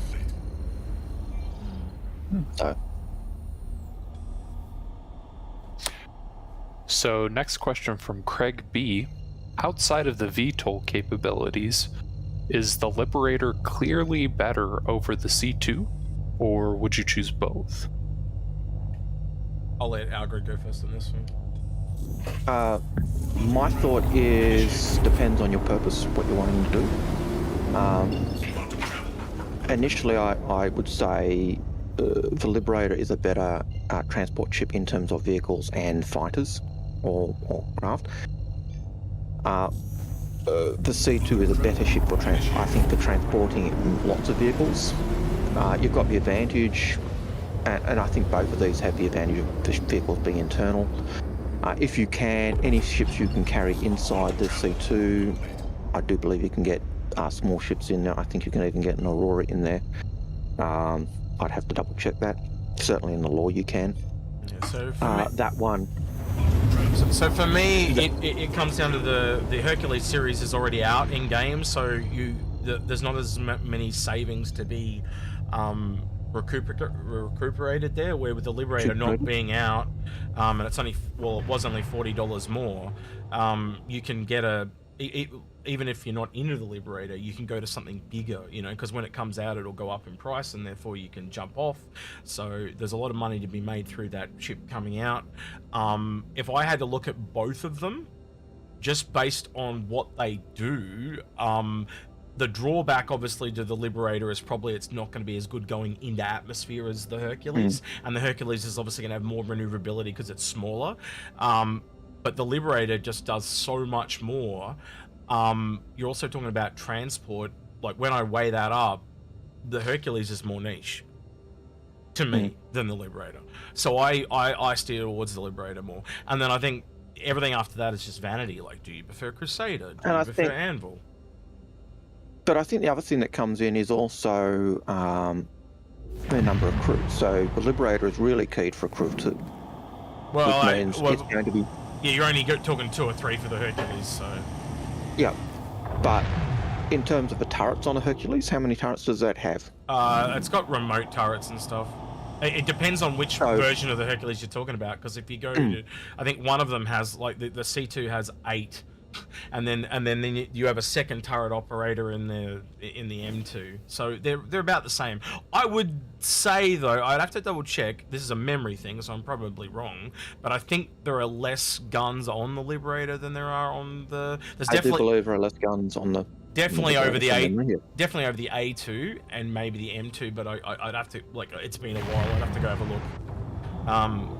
But yeah, it's definitely not a combat-focused ship, the Liberator. It is a transporter first. Incoming missiles. Yep. Special delivery.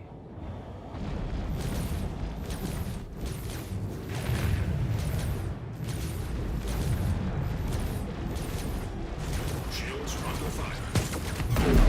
Yes. He was moving very fast. It was very hard to keep him on target. Oh, I'm sorry. That's okay. We'll get your walking frame and maybe it'll help. Yeah. Be quiet. So y'all think BMM with Pyro? No, I still... So you look on the roadmap, like it's on the roadmap for like 105 weeks. That's over 2 years. And we aren't even halfway through. So, and you think about the Carrack took like... was scheduled for 12 months and it took like I think 14 or 15 months. So yeah, I struggle with that one. I still take the view, and I know people will hate me for this, but I take the view that the longer a ship takes to come out, as much as we want it, the better it is. Yeah, like probably the best ship that came out Sharing in terms mission. of being was probably, in my opinion, was probably the Carrack. Yeah. But they took the time with it, didn't they? Just like you're saying. They took their time with it. And yeah, people complain that, they liked it when it was chonkier and had those spindly legs, but I think what we got is a much better ship, and they took their time with it. And any ship they take their time with seems to be good, whereas ships that they either very early or they've kind of rushed, they're not as good. You know, so I think the ship of this year that is probably the one most people are waiting for will be the Corsair, believe it or not the Banner Merchantman, yeah, but it won't be out this year. So I think for most people it's I think a lot of people are waiting for the Corsair. I should have asked Sandy whether I should have included the Corsair in my question. What explorer ship do you like? I got the impression that Sandy liked piracy not because she liked piracy, but because and causing people grief, but because it was more not tied to a location. It gave her the idea. It gave her the freedom to go different places and go where she wanted without being tied to a particular company or something like that. I think the Corsair is going to be an interesting ship. I'm still not sold on the so-called Explorer. We've got a New Zealand leaf on the mountain over there. What? Just the ice pattern on the mountain to the left just looks like, but from my perspective is so back rear. It just looked like one of the leaf on the New Zealand flag. I was gonna say I didn't see any sheep anywhere. I didn't know what the hell you were talking about. Yeah, it was behind you. Yeah. It was behind, but it just looked like a leaf. So yeah. All right, 17K's out. So before we take the next question, we'll get this one done. We'll kill this target. It is getting old having to unrelock all these every time they do a patch. Yeah, one of these days. Yeah, that's what I meant, the silver fan. Thank you, Craig. You can tell I'm not a New Zealander, right? Did you that move leaf to the thing. back? That leaf thing on their Did flag. you move to the back turret? Did you, Algared? No, I'm on the bottom. Okay. All right, we're being targeted. Hey. There you go. Ew, the light is bad. Yeah, it is a little bad. yeah. Missiles incoming. Avoided. Target is marked as 1. Shields under fire. Ah, thanks for coming. Boom.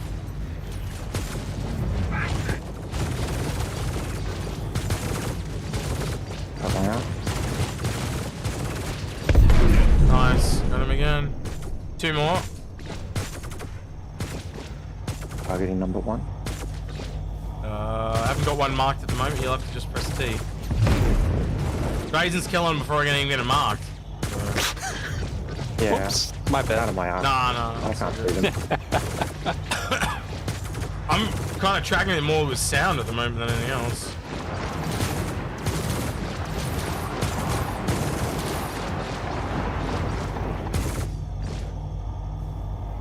It should be coming into view now. Algared, answer the phone!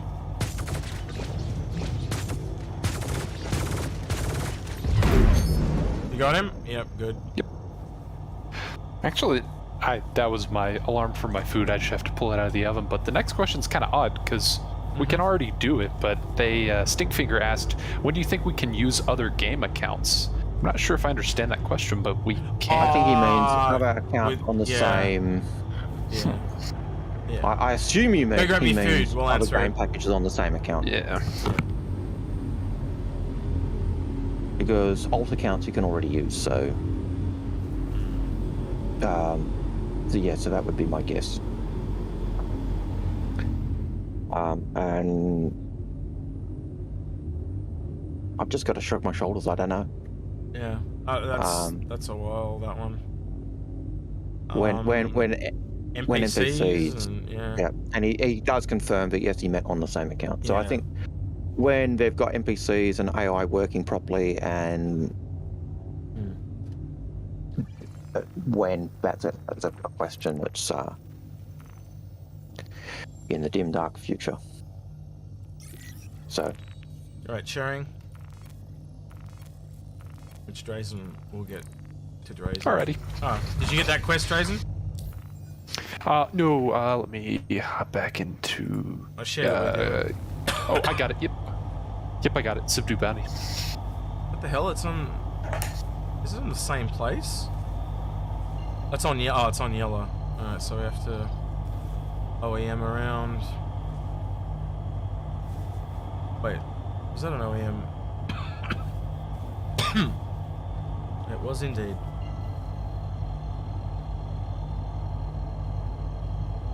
Right, what's the next question?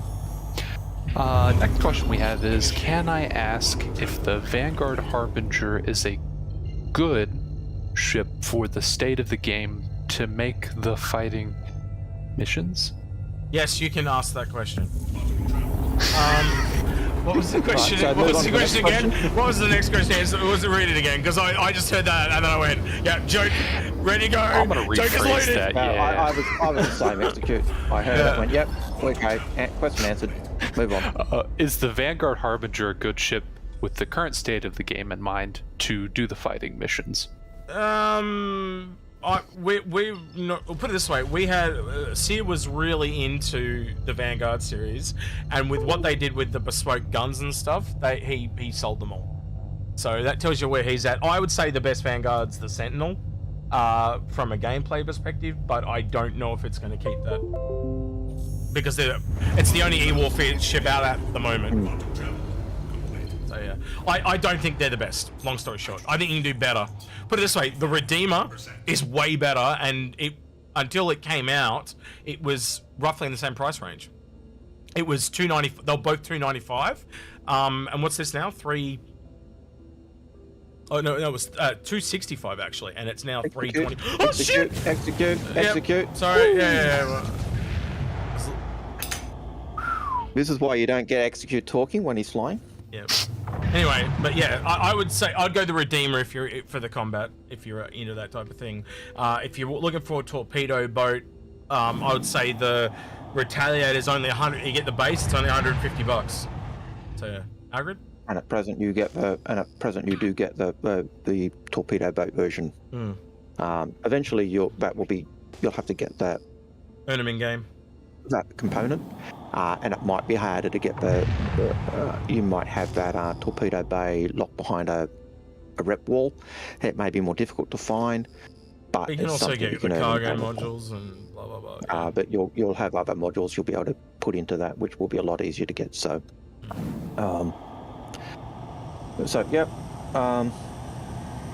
I think when you look at the hub, when you look at the Vanguard versus for combat missions versus, say, Retaliator, if you're looking at using multi-crew, not Retaliator, Redeemer. Target is marked as 1. Target is targeted. I think that when you're looking at that, the shields under fire.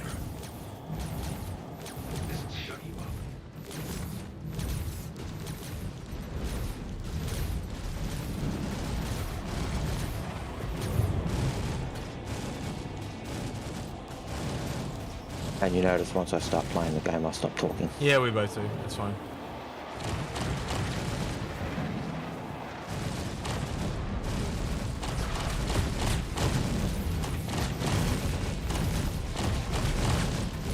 What's so strong with this one? I don't even know what that was, but it was definitely stronger. But we are going up in bounties as we do this. Clip's dead ahead on me. Or below me. Algared, dead ahead below. Yeah, he's in the sun, so I couldn't see him. I'm having trouble with my guns. They seem to be in different pairing groups. And one's shooting there. And that's weird. Could be damaged, potentially. Don't know. It's strange. Well, it doesn't look damaged. Everything looks white. Yeah. Maybe it's just me. Get thrown off. So yeah, when you look at the... I think when you look at the Redeemer versus the Vanguard, and you look at the size of the guns in the turrets, the Redeemer is a better ship than the Vanguard for combat missions. And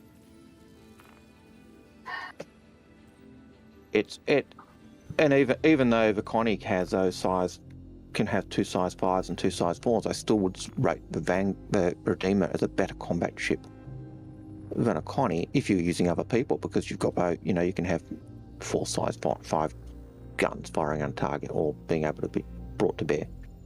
Have you guys done the Pro Temp group warrant contract? It's 26k. I don't know if it's a bunker mission though. I'm gonna grab it. We'll try that. I'm sharing it now. We gotta kill like 3 of them, and then it gives 26k. But it's all around this area. So this one's the closest. So Liberator with Pyro? We kind of answered that before. Yeah. I think we answered that. Possible, yes. Likely, I'd say no. But it's another one of those things. What do you think? It's just we're only ever going to be able to give our opinion. And I would say that there are probably ships in a higher priority order than the Liberator. Like Starfarer and refueling is a much bigger one for me. Repairs probably another one. Yeah, I don't know. Algared, your thoughts? Yeah, look, I think I'd agree. I think the support ships are going to be better than, say, just a carrier ship. I can understand why you'd want a carrier ship with Pyro, just because of the fact that Pyro is so much bigger. Wouldn't hurt though. It wouldn't hurt. I think there's a better priority. Yeah. And certainly the fact that they've worked really hard to make sure refueling's in now. That I think part of that is in readiness for Pyro. So will we see the carrier ship for Pyro? Maybe. If it's not in, will it have to be a major impact? No, because we do have ships that can take more targets. The 890 can take targets at the moment. So missile coming in. 2 missiles. I dodged them. All right, Will. Got one. Yeah, got the guy who shooting. Main targets above. With the small metal people. Yeah, can't see him. They're all above. Yeah, sorry, I'm rotating to get on target. The ship's just a little slow. Drazen's having fun though, that's the main thing. I'll just sit here and no, they'll go to sleep. I aim backwards, Algared. Oh my god, I can't even get a Alright, good I'll shot. rotate it, Algared. Go now. Your main... Out of my arc again. Yeah, well, that's why I'm... end up just spending the whole game rotating, trying to get on target. Yep.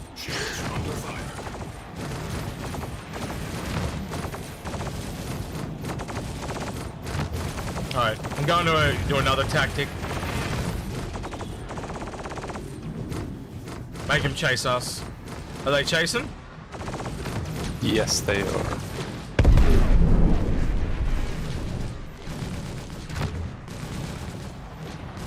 Rotating so they're both in arc.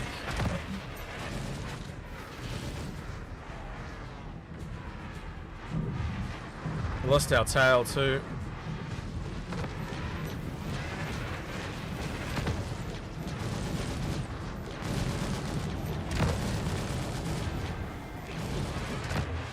One's below our grid. He's still out of arc. Yeah, they're both above now. They've rotated again. Rotating back to middle. There you go. One's on. Yeah, good job. One more left. Rotating to put him on the horizon. He's on the right again. I've lost it on the white. There he is. They're on the right. He's just above my arc. Yep, I'm rotating.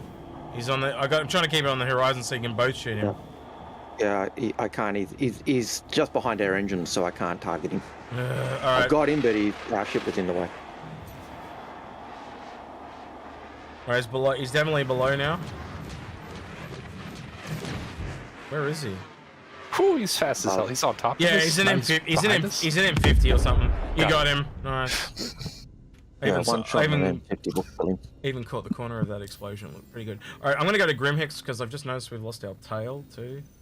So, next question, please. Next question is from Stinkfinger. Any clue when we get ship modularity? I want to deck out my Caterpillar. Yeah, I think we need the modules first, don't we? So I reckon until they start selling them, you're probably not going to see them.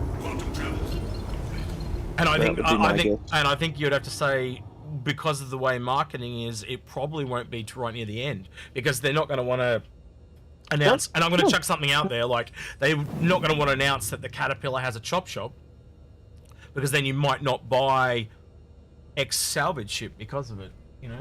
Yep. And even though they talked way down the track of Caterpillar being modular, does that mean we're going to have it modular? Are they still going to go with that? Game design changes. They might decide, well, the Caterpillar is good enough that it is. It doesn't. I don't think that will be the case, because they have physically sold those ships with modularity, and if you sell something, you have to give what you promised. So I don't think that will be taken out, because a lot of people will be going, "Hey, I want my money back, bitch." Money back. But they never sold the modules. They said we're making them. We've got these in plan. But they haven't actually sold the modules. But the ship is modular. They sold the ship saying it was modular, just like they sold the Redeemer saying it's got modules. You know, when you sell something, there are certain countries around the world, if you do not deliver what was promised, you can get a refund. You mean like Australia? Yes, like Australia.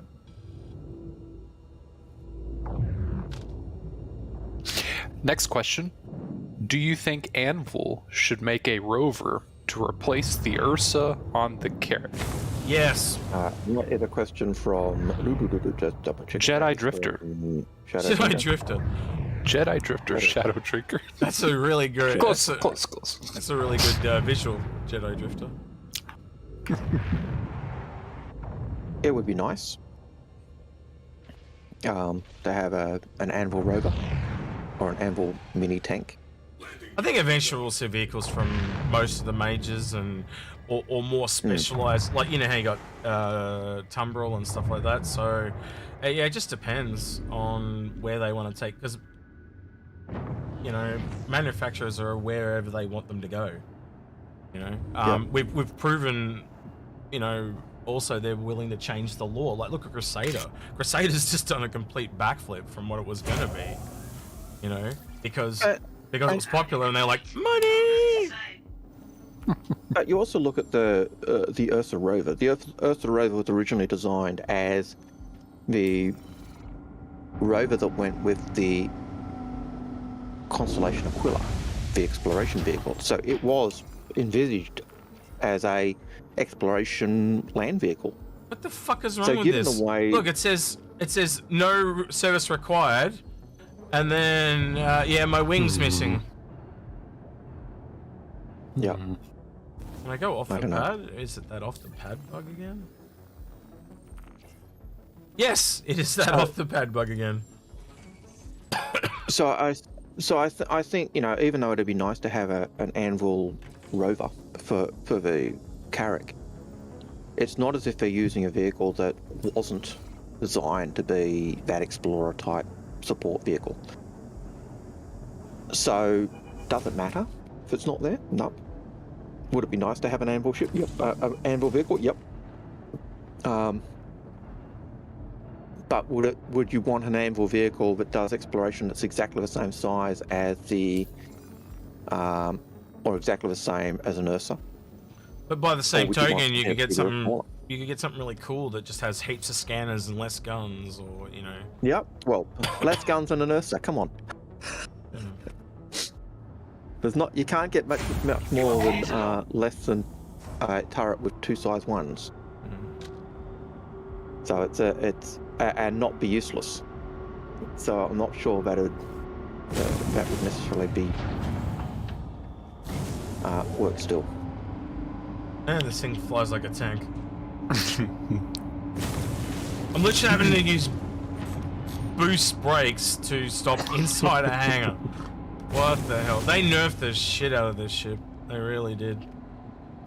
Dan G asks, when do you think we will get AI crew or wingmen?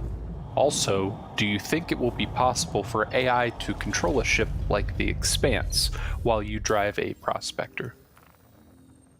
Eventually, yes. If I recall the way they looked at, they were looking at the old accounts at one point, and this is where people got the idea that you'll only be able to have so many NPCs at a time. They talked about being able to have wingmen, and they talked about the number of ships that you could control with AI, and it was, I think, 2 to 3 ships. And so people said, oh, that's 2 to 3 accounts you can have as NPCs running at the same time. It might be you can have, I can envisage you could have more NPCs available if you own those accounts, but you could only ever have 2 or 3 functioning as wingmen, but you might be able to have them others just functioning as AI crew. But we don't know. It's one of those things that I think the last time CIG talked about it was like 2015, 2016. You'll see signs of it coming, like with AI and stuff like that. But, that, like something like the running a ship is something that I would say is more advanced, and I don't think the AI itself would be doing it. I think it would be more like, I am an AI and I'm doing it, and this will take me 5 minutes to do. So the AI is more likely going to be on a timer, opposed to us doing it. Main target is 1. Shields under fire.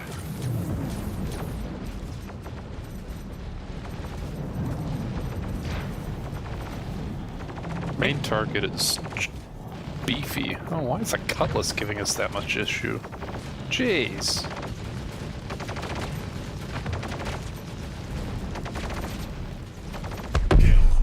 There we go. Got him. What the hell? See, I got 2 target pips. There's definitely something wrong with the guns on this ship. There's something... I've not applied... Like, I've probably got repeaters on one and lasers on the other or something. I have to have a look into it. Alright, last one for this contract. And it appears to be on Cellin, if I'm not mistaken. It is on Cellin. The last question for now is, do you think the Valkyrie will get a rework? And if so, will it fit a Spartan when they are done? I think, hell no. But nah. What do you guys think? No, because that's what the Hercules is for. And they even said at the time the Valkyrie was what they deliberately wanted to be able to take small vehicles. So, an interesting question, Blizzard, but I don't think that will be the case. Yeah.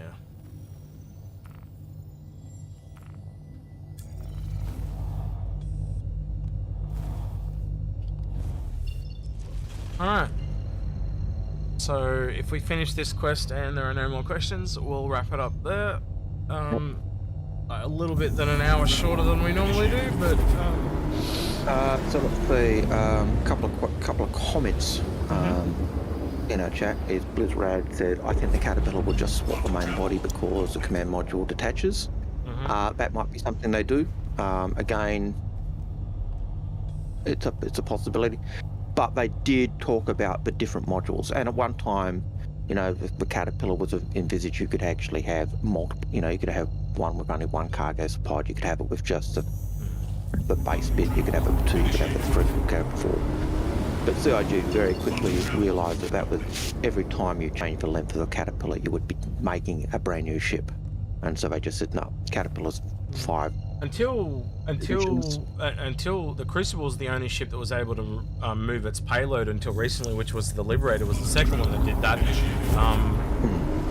But yeah, it would have been cool to have that feature on the Caterpillar, but I think they're just going too much work because you'd have to guess all the cargoes, you'd have to do it's just well, I think the key thing with the Caterpillar was the fact that it was the modules you added to the Caterpillar to actually change it, and as second you started adding those modules, you were actually making totally different ships. Where with because of the way they're doing the Liberator and the Crucible, the fact that the engines are moving up and sliding up and down means they avoid that problem of having to do a brand new ship. But when you take or remove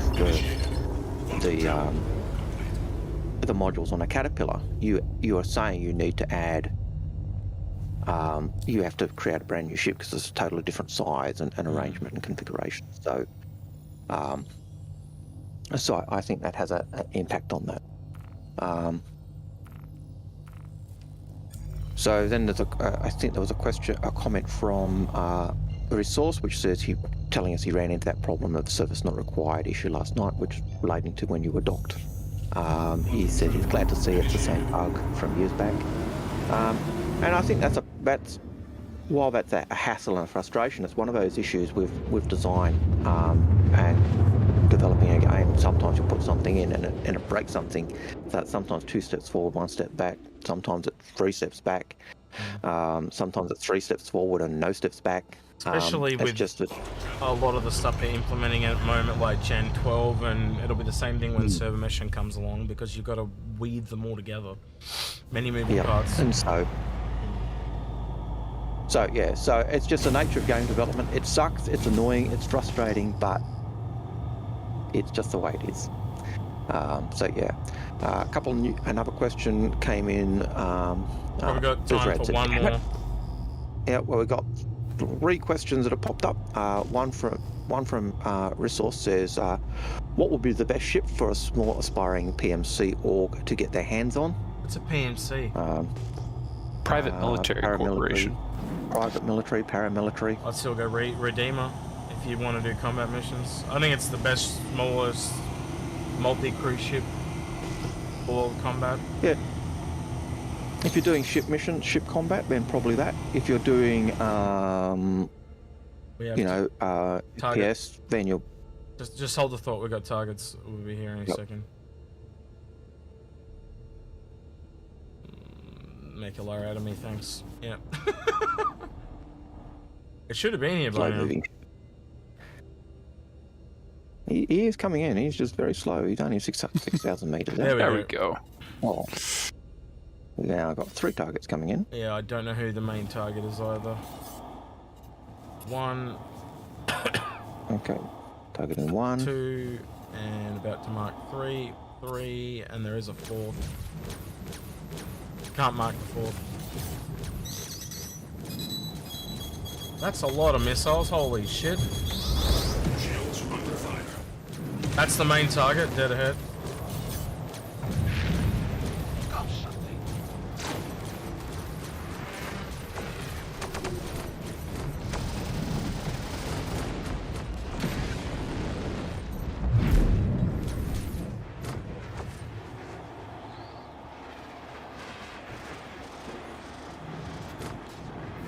One dead ahead. He's up though, he's going over. Nice. Another on our left. Dead ahead now. Nice. Got him. One ahead. Above, sorry. Rotating so you can both shoot. It's below. Below right. Below center. It's fucking moving like really fast. What ship is that? Like the clappers. It's M50 it looks like. M50. Really? Yeah, I can't even oh, I got him targeted. He's on the... Trying to position himself. There we go. You got him. Taken out. Nice work, guys. So, I come from a really interesting perspective on this because I'm the security division leader for Space Tomatoes org. 2 ways to answer that question. If you're talking about like a small, medium, or large kind of ship, 100% agree. You know, this Redeemer is a phenomenal ship. I think they said small, very small crew. In the question? Yes, small. I said small PMC. Yeah. I mean, small is kind of... Is small 50 people? Is small 25? I say if you want a really good ship for like how many people are you talking about? Yeah, that's a good. Because if you want a nice base ship that can do combat, a Polaris would be phenomenal for a small PMC org. Like honestly, that's even a Kraken because Kraken's only 10 crew. Kraken as well. Yeah. 10 to 25 people. Yeah, it depends. 10 to 25 then a Kraken. 100%. Even a Kraken and a Polaris would cover that. Yeah. I could see a Polaris because Polaris is like up to 14. Allows you to cycle your fighters through the Polaris. Same thing with the Kraken, you can cycle your fighters across the decks. I've got to put on a Badger's hat here. Perseus. No. Perseus. It doesn't have the support. What's cool is it just doesn't have you can have a bunch of like small combat ships. I'm just putting it out there. You can have a bunch of small combat ships, and as you grow your reputation as a PMC, you guys can eventually buy a Polaris in game. You know, that's definitely a very achievable ship and will allow you a lot more diversity with your contracts as well. So, but I think that also gives you the option if you make the Polaris as your target ship, you could actually work towards Warbond CCUing towards one. So get a small ship now, Warbond CCU as they come along. The other option is if it's 10 to 25, you get the Kraken and just earn everything underneath with the Kraken. Especially if it's if you guys are pooling your resources. So if 10 or 20 of you are putting together and buying it on one account, 100% get a Kraken and then you can just instantly earn, or not instantly, but very quickly, using that Kraken as a group, you can earn everything underneath and buy everyone their own individual ship. Execute. Turn down the game volume. Game volume? Apparently game volume is loud, and if we're talking while the game's on, it does kind of... Unfortunately, they're all grouped and I can't. Because of the way Star System works. No, I can't. They're literally on... Yeah, I can't, sorry. Okay. Oh wait, I can... No. I'm an idiot. I can just go in here and I can turn down the... What am I talking about? I can just turn it down here. I'm an idiot. There we go. Half. How's that? Yeah, that'll make it easier for you guys. And sorry for that ear-shattering experience you guys were getting while we were gaming. Didn't know until someone told me. So yeah. But thank you for telling us. So if we ever have problems like that, please let us know up front so that we can fix that. Next question. Yeah. So Rizal says we've got 15 people, don't want to expand too much more. Look, get a ship that's up that if you all intend to play at the same time, when you all intend to work on a ship, then getting a multiplayer ship is ideal. If you want to be doing different sharing mission. If you want to be doing different things or have different ships, then maybe get one ship that can actually help support or those other ships, but like a Polaris says, Sangropa says, which can support another ship. Maybe, dare I say it, the Odyssey, because you could actually put land vehicles in and a ship so you can put land vehicles in. Aim for something like that, maybe.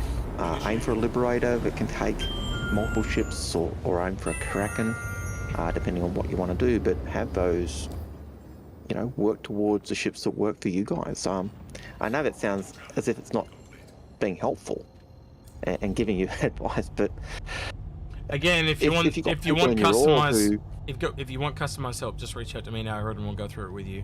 Like that. Yep. We always but if you've got people in your org who like repair and that's their jam, then pushing towards just a combat ship is not the go.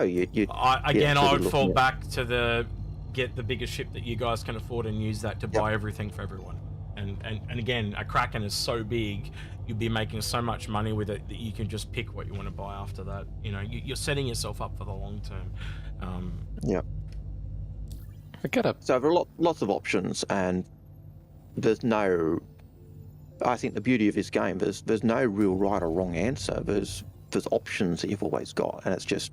There's no right or wrong. It's just like better. What's better financially is the thing that we found. What is going to save you the grind? How do you stretch your buck? How do you stretch your buck more is often what we look at. But there's no right or wrong answer in terms of what ship's better for doing the particular job. The only thing I disagree with is when I see people recommending people buy lots of fighters. That's the only thing I don't recommend, because that just doesn't make financial sense to me. Because what's the difference between one fighter and two fighters? Like you're much better to put those two fighters together and just get a bigger one, because you can use the bigger one to get the smaller one. So and I can understand, if you're looking at doing that and you've got people in your org who have got to get a ship, and they're saying, well, what ship should I get? And you know that you're planning to do the group gameplay. Say, look, we've got this ship, we want to do the group gameplay. If you're happy to do the group gameplay and be a crew on the ship, just get yourself a starter pack. Just literally get that Aurora pack, or the $45 starter pack, or the Titan pack. Get the cheap pack just so you can play the game. But if they want to get a fighter, then go for broke, get a fighter. But you don't need to have that. They shouldn't need to be going out and buying a fighter just to join the org or just to be a member of the org. And in that sense, I agree with Execute. Just want a more tailored answer, Rysource, just hit me or Algared up and we'll go through it with you. Because obviously there's more things you can answer there that'll help us tailor it to you. Yep. So before the next question, the contract failed, by the way. I don't know if you saw that. I think someone else killed him. So PvP question here, which is an interesting one. Do you guys think points of interest, like for example this new river, do you think they shouldn't be a place for PvP? Points of interest, should they be PvP? I just think that's going to be random. Like isn't everywhere there's a quest can be a point of interest, and that doesn't matter whether it's PvE or PvP. That's. I don't want to be rude or anything, but that's kind of superfluous. Very quick question from Bill Carroll. Any updates on the Retaliator? And I believe the answer is no. They are taking 6 months to rework something to put the door on the side, but I think that's way too long. I also think it means they're probably going to be reworking the turrets and stuff on that ship, because obviously it's only got sized. I think they upped them to. Like it's a 5-person ship. Yeah, it doesn't need to be a 5-person ship. You could easily knock that back to 3 people. And it'll especially since. Sorry, go on. Go ahead. You're going to say what I was going to say, so go nuts. I was going to say, especially since with the C2, they've actually put remote turrets where they're combined. So, yeah. And that's the one thing Aaron and I talked about, didn't we? Is in like if you have one turret operator on the bottom, one turret operator on the top, and then the other turret could literally just be a remote-controlled version of what they're using. So, yeah. Yep. For that one, I think you could go and look at our ship scrutiny on the Retaliator. I think we did one on the Retaliator. Yeah, it's probably. I don't know how well it's aged though, so yeah. Don't know how aged it is, but I think we did one when they certainly released the starting work on the Retaliator, and we showed the work of at least the concept of the hospital bed. So, of the hospital section of the Retaliator. So whether that's a thing or that's coming, or whether it's just concept to have a crew member. To have a new staff member showing what they could do just to play around with the system. We don't know. Was that the maybe I was wrong about these ships one? I'm trying to find the link to post it. No, it would have been a ship. I think it was a ship scrutiny on the... Ship scrutiny Retaliator is what it would be. On the Retaliator, I think. Yeah. So, that was a good question, Bill, but it's one of those things we don't really know the answer to. River Smoke has a question. How hard do your missions scale up? I think is what he's actually asking. So I think we're getting to the end because I don't think I've unlocked very high threat. I'm very close, as you probably saw there. My rep's got a little bit left to go. But we're going to head over to this one on Daymar. I will share it as soon as I walk with you two, but it's a group mission. Dan G, when do you think we will get AI crew? Oh, we've just answered that one, I think. Sharing mission? Accepting mission. Liz Rad has a question for us. Do you think the Valve... Oh, we've answered that one as well. Yeah. I'm caught up. Just let Drazen do it! He's clearly way more organised than us. Well, he missed Bill's question. Come on! Bill, dang it, sorry, Bill. That's my fault. I'm new at this. This is my first time. I get a pass. No, we got Jedi Drifter with a question. Would you like the X1 garage on the 400i to double as shielded smuggler's cargo hold like the Taurus and MSR has? I think it would have been nice if it held other vehicles. But I'm never going to be in a 400i, so what do I care? You know, the only 400Is I'm going to see are destroyed ones, so... Yeah. So what was the question, sorry? So, you know where the X1 is parked? Inside the 400i? In the 400i, He's saying, would he have liked that to be in some kind of smugglers or cargo type thing as well? Yes, I guess, essentially, is the short answer. But the answer to that is really any cargo capacity could be a smuggler's hold. But it's not. It's a bespoke spot just for that, just for the X1. Won't even hold other bikes. No, but you could put cargo in there. Origin is the Apple of the Star Citizen universe, where they don't give a shit about you and they just want you in their ecosystem. They don't care. Looks like a ground mission. No, it's a in-atmosphere one, but we're going there. 5k out, they'll pop up any second. There they are.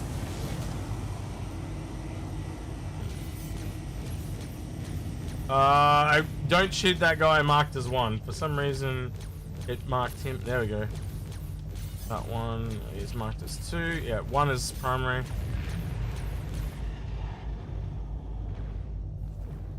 You guys should both be in range. And don't shoot the blue ship. He's friendly.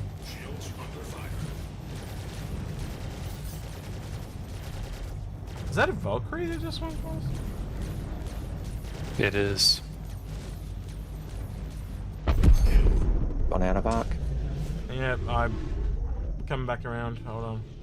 We're not even moving at this point. We're just literally a stationary turret. I'm not even flying. I'm not in range, but you guys should be. Oh, there we go. Got him. That was actually easier than some of the other ones we've done. Oh wait, there's 3 of them. I've just clicked. Yeah, but we got a target, so we don't have to hang around. Yeah. Especially if we're on a time limit. Are we on a time limit? Nope. Alright. That's weird. I kind of think that's weird. We should have been on a time limit, but anyway. Alright, warp into yellow. And our next question, which wasn't phrased as a question, but it's going to get answered anyway. Thoughts on distortion weapons this patch? Felt like the best option mixed with other weapons, but not as effective in 3.17. Yeah, That's a seer question. Yeah, I think when they actually like start disabling parts on ships and not just removing shields, that could be really interesting. You know, kind of give false positives to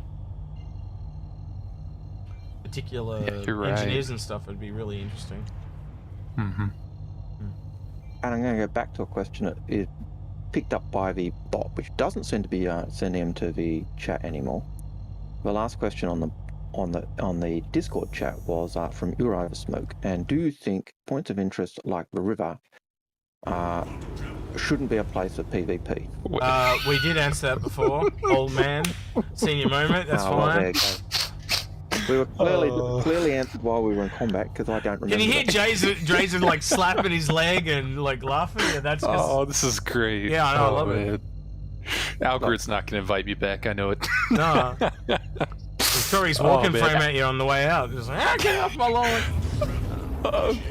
Rice sauce. Rice sauce? Probably because if you asked the question, you didn't say who was asking the question. So oh, that's why. Okay, I gotta say, person asking. You gotta let us know who's asking the question. Okay, all right.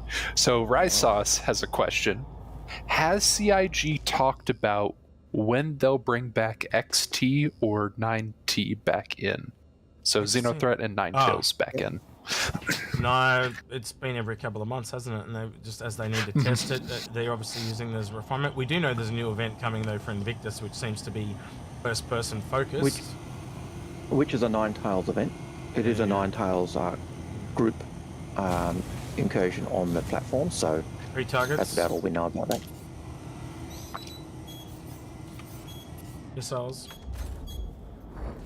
avoided. 4 targets actually. 4th one just popped up. 3 are marked, 1's not. I don't know who the primary is. Yep. Taking out.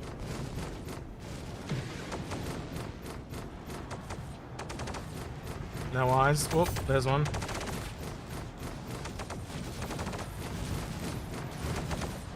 One center front, Algared.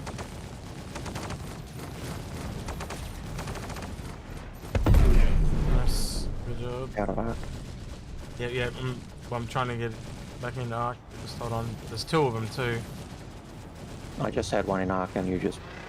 They're both to the left. They're both to the left. One dead ahead now.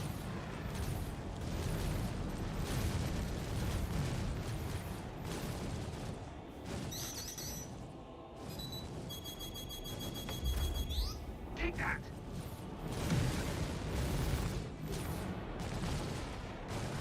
Shields under fire.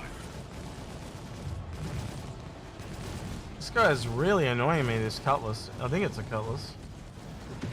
Makes me keep turning my head all the time. No, it's a Hurricane. That's why I'm having so much trouble. The Hurricanes are the hardest thing to kill in this ship. Right there, dead ahead. Dead ahead, dead ahead, dead ahead. There he goes. Alright, 1 to go. Can't target yet. He's coming into view. There he is. Got him. Below Algared. He's zipped past. Yeah, he's off to the left now. It's an M50 by the way. Yeah, I reckon. He's above now.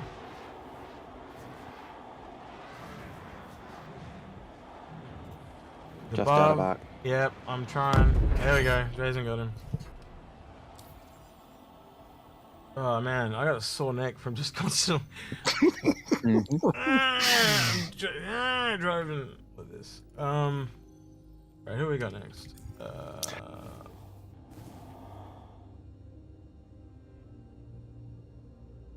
I don't see any more questions unless somebody else sees Comment some. from Jedi Drifter to Resource 2 regarding his group. It says, you know, you could take on cap fighters, caps as well as fighters to cover the Perseus, since each retaliator has 5 turrets instead of a hammerhead. But retaliator having the missiles to blow those nasties away. 400 eye is a smuggler's dream, just like cigar boats in the Miami, Florida. There is an element where I actually do think is there any smuggling stuff in there? Oh, they've got the temperature controlled rooms, I guess, but that's not necessarily smuggling. No, but I think the fact that it's if you need to run, it's one of a few ships where being able to run, your turrets are geared to be facing rear. True. So if you're running from a target, they're flying into your But I'd also argue the MSR can run as well, and its top and bottom turrets can shoot in all directions. So, yeah. I don't know. I don't know if that's a feature or a limit, like admitting a limitation. Well, in fairness to the 400i, it's one of the designs we talked about years and years ago. It'd be nice to have rear-firing turrets on a ship where the ship is meant to run away. We did say that. And now we've got it in the 400i. It may not be the ideal. I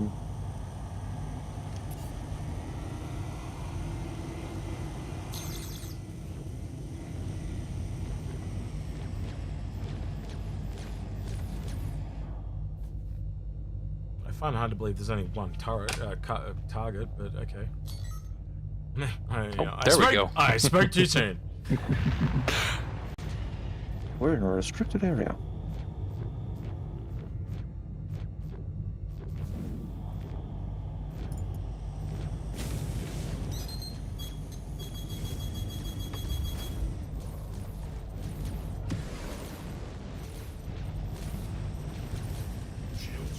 That's a freelancer? That's a freelancer. Weird. Was a freelancer. Looks like a floating cigar in space.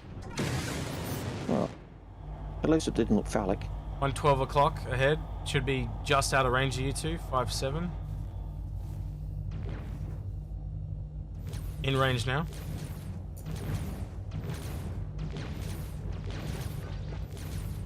On it. We are very low to the ground here. Nice. Dead. Is that it? Oh no, there's one more. Rotating Got 2 more it. target on screen. Really? Yep. Well, now I've got 1 red dot. One danger close. It's a Vanguard. To the left. It's just a little bit high. Nice. Good job. I don't have any more targets. Yeah. No, for a second I had the 2. I must have been lagging a little bit. That's all good. We're used to you being slow, aren't we, Drazen? We compensate for it, don't worry. You see what I have to put up with? Yeah, man. Yeah, abuse. They do see what we have to put up, Algared. That's the whole point we're trying to make. How slow you are, and we've got to put up with it.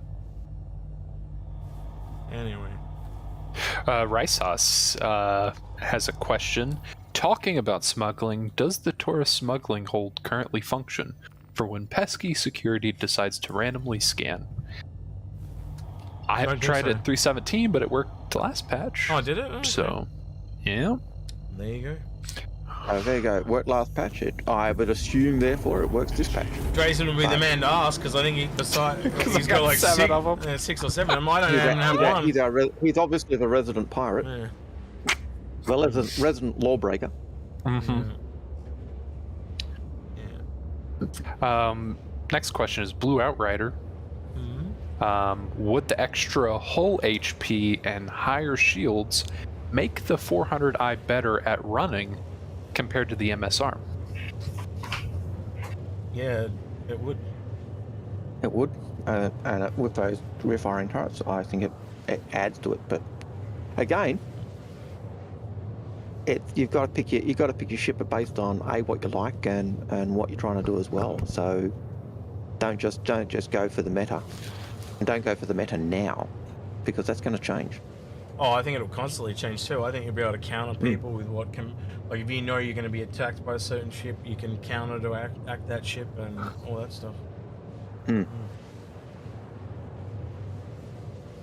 right, another question, or we? We're all caught up for now. Okay.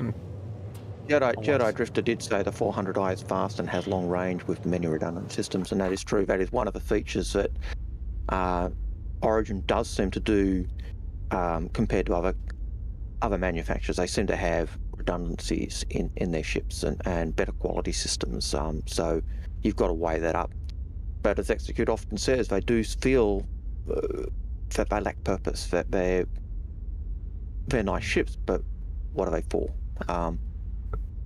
And that's one of the things I did like about the 400i versus a lot of the other ships. It did seem to have agreed. A focus. You look at the 315P, that is another explorer ship.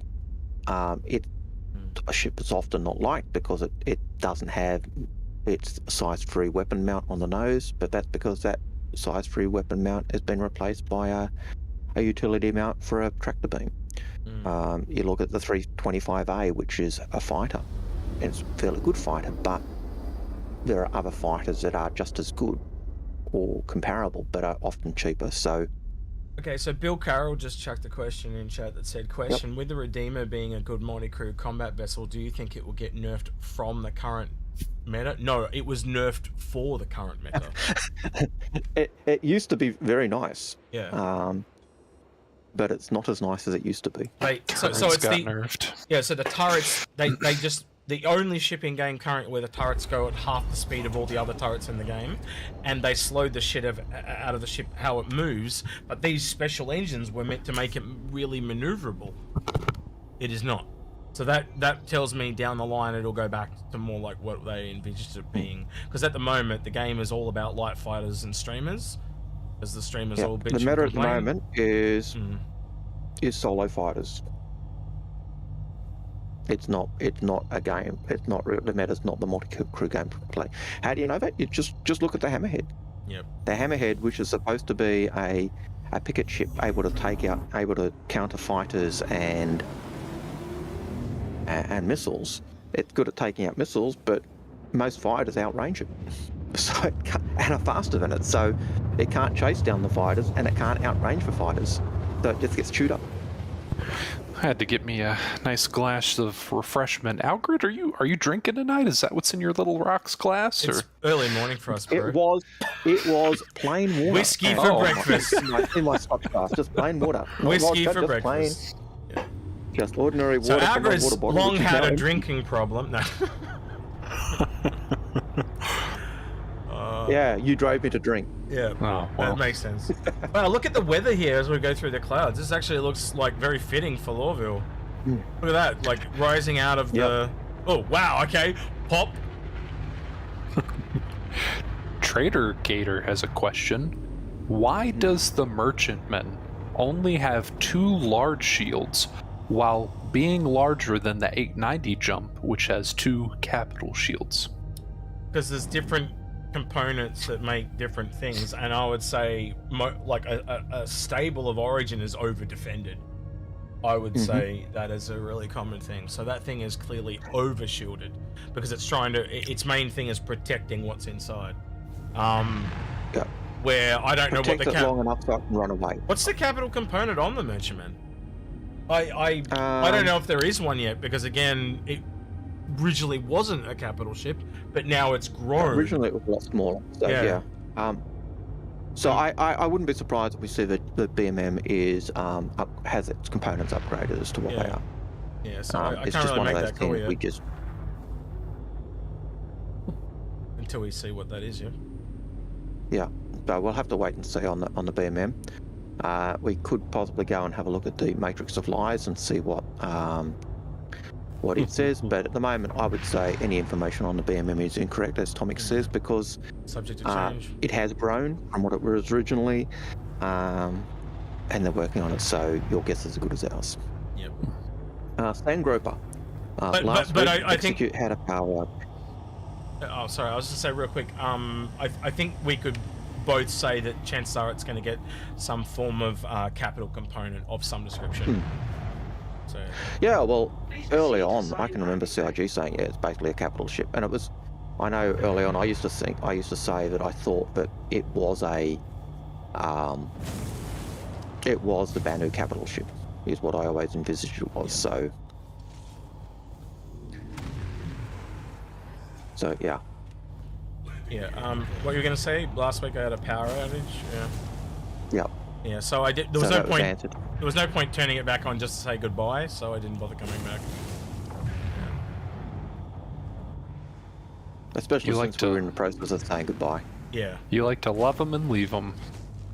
I'm a heartbreaker. Because he does. What can I say?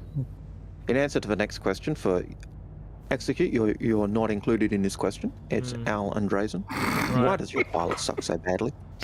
Because he's not put up drinking, with so much abuse. So much abuse. Just verbal abuse. Just thrown at the poor guy. Clearly we need Oh wait, it's by essay. That's a troll question. That's total bullshit. Yeah, not it. No, I don't think it was a troll question. I think the pilot is clearly not drunk enough. That would be the answer to that one. Landing complete. Oh, we're landed, guys. Trying to get out. Yep. I'm gonna get back in the chair and see if I can repair it though.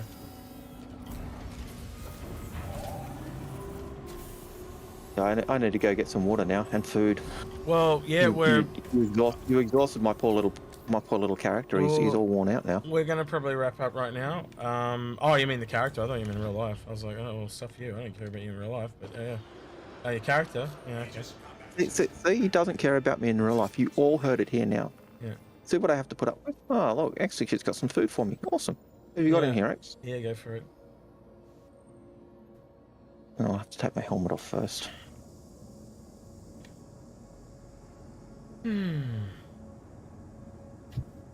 It's like one of those bars at the hotels that Algared. It costs 10 times as much as it should. Oh, I sold that then. Yeah. I'll leave the ship. Just and it's not even arranged nicely like in the hotels. It's an absolute dog's breakfast.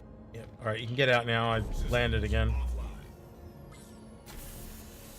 You mean you haven't really landed and you're going to kill me when well, I get out of the ship? I had to take off to repair. So. Why is Drazen 30? Oh, did you kill yourself? Yeah, I killed myself. Yep. I thought you were going to come for a drink in the. Yeah, but I guess not. I did not know we were drinking. Too late now. So whereabouts are we? Well, I can join you for a drink from 30 million kilometers away in Orson. Yeah, we can see that. Yeah. Only 30 million kilometers away. I actually haven't had a drink at their bar before, so. That's fun though. Oh yeah. I still haven't quite figured out why the pips are all. I think that's the right gun. It just doesn't. I don't know. There's something weird going on there. I'll check it out later after stream. Something I've stuffed up. Where's the bar at in Orison? Execute stuff things up. You heard it here first. Yeah. Working with Algared. You should never have started. No. Alright, hurry up. Working with X. Oh, run. Okay, then, you bastard. That's alright. I've already left. Just gonna yeah, I store can the see. ship, and then we'll sign out. If you got any more questions, chuck them in real quick, because we're gonna head off. But I think they've wound down now. Which is there's a comment from Tomic that just says the BMM is Banu, so it'll have the best components and technology available. Not necessarily the best technology and components available on the verse. It'll have the best components and technology that the Banu feel. Yeah. So probably, it'll be based on what the Banu feel are the best. It'll also be things that are easily accessible and stuff like that. That'll come into it. Like if there's a 5 degrees of separation, but this one's really hard to get, they'll probably take that one just because they can get it every day of the week. So. Or one that they can, or one that they've been able to back engineer into their own technology. So,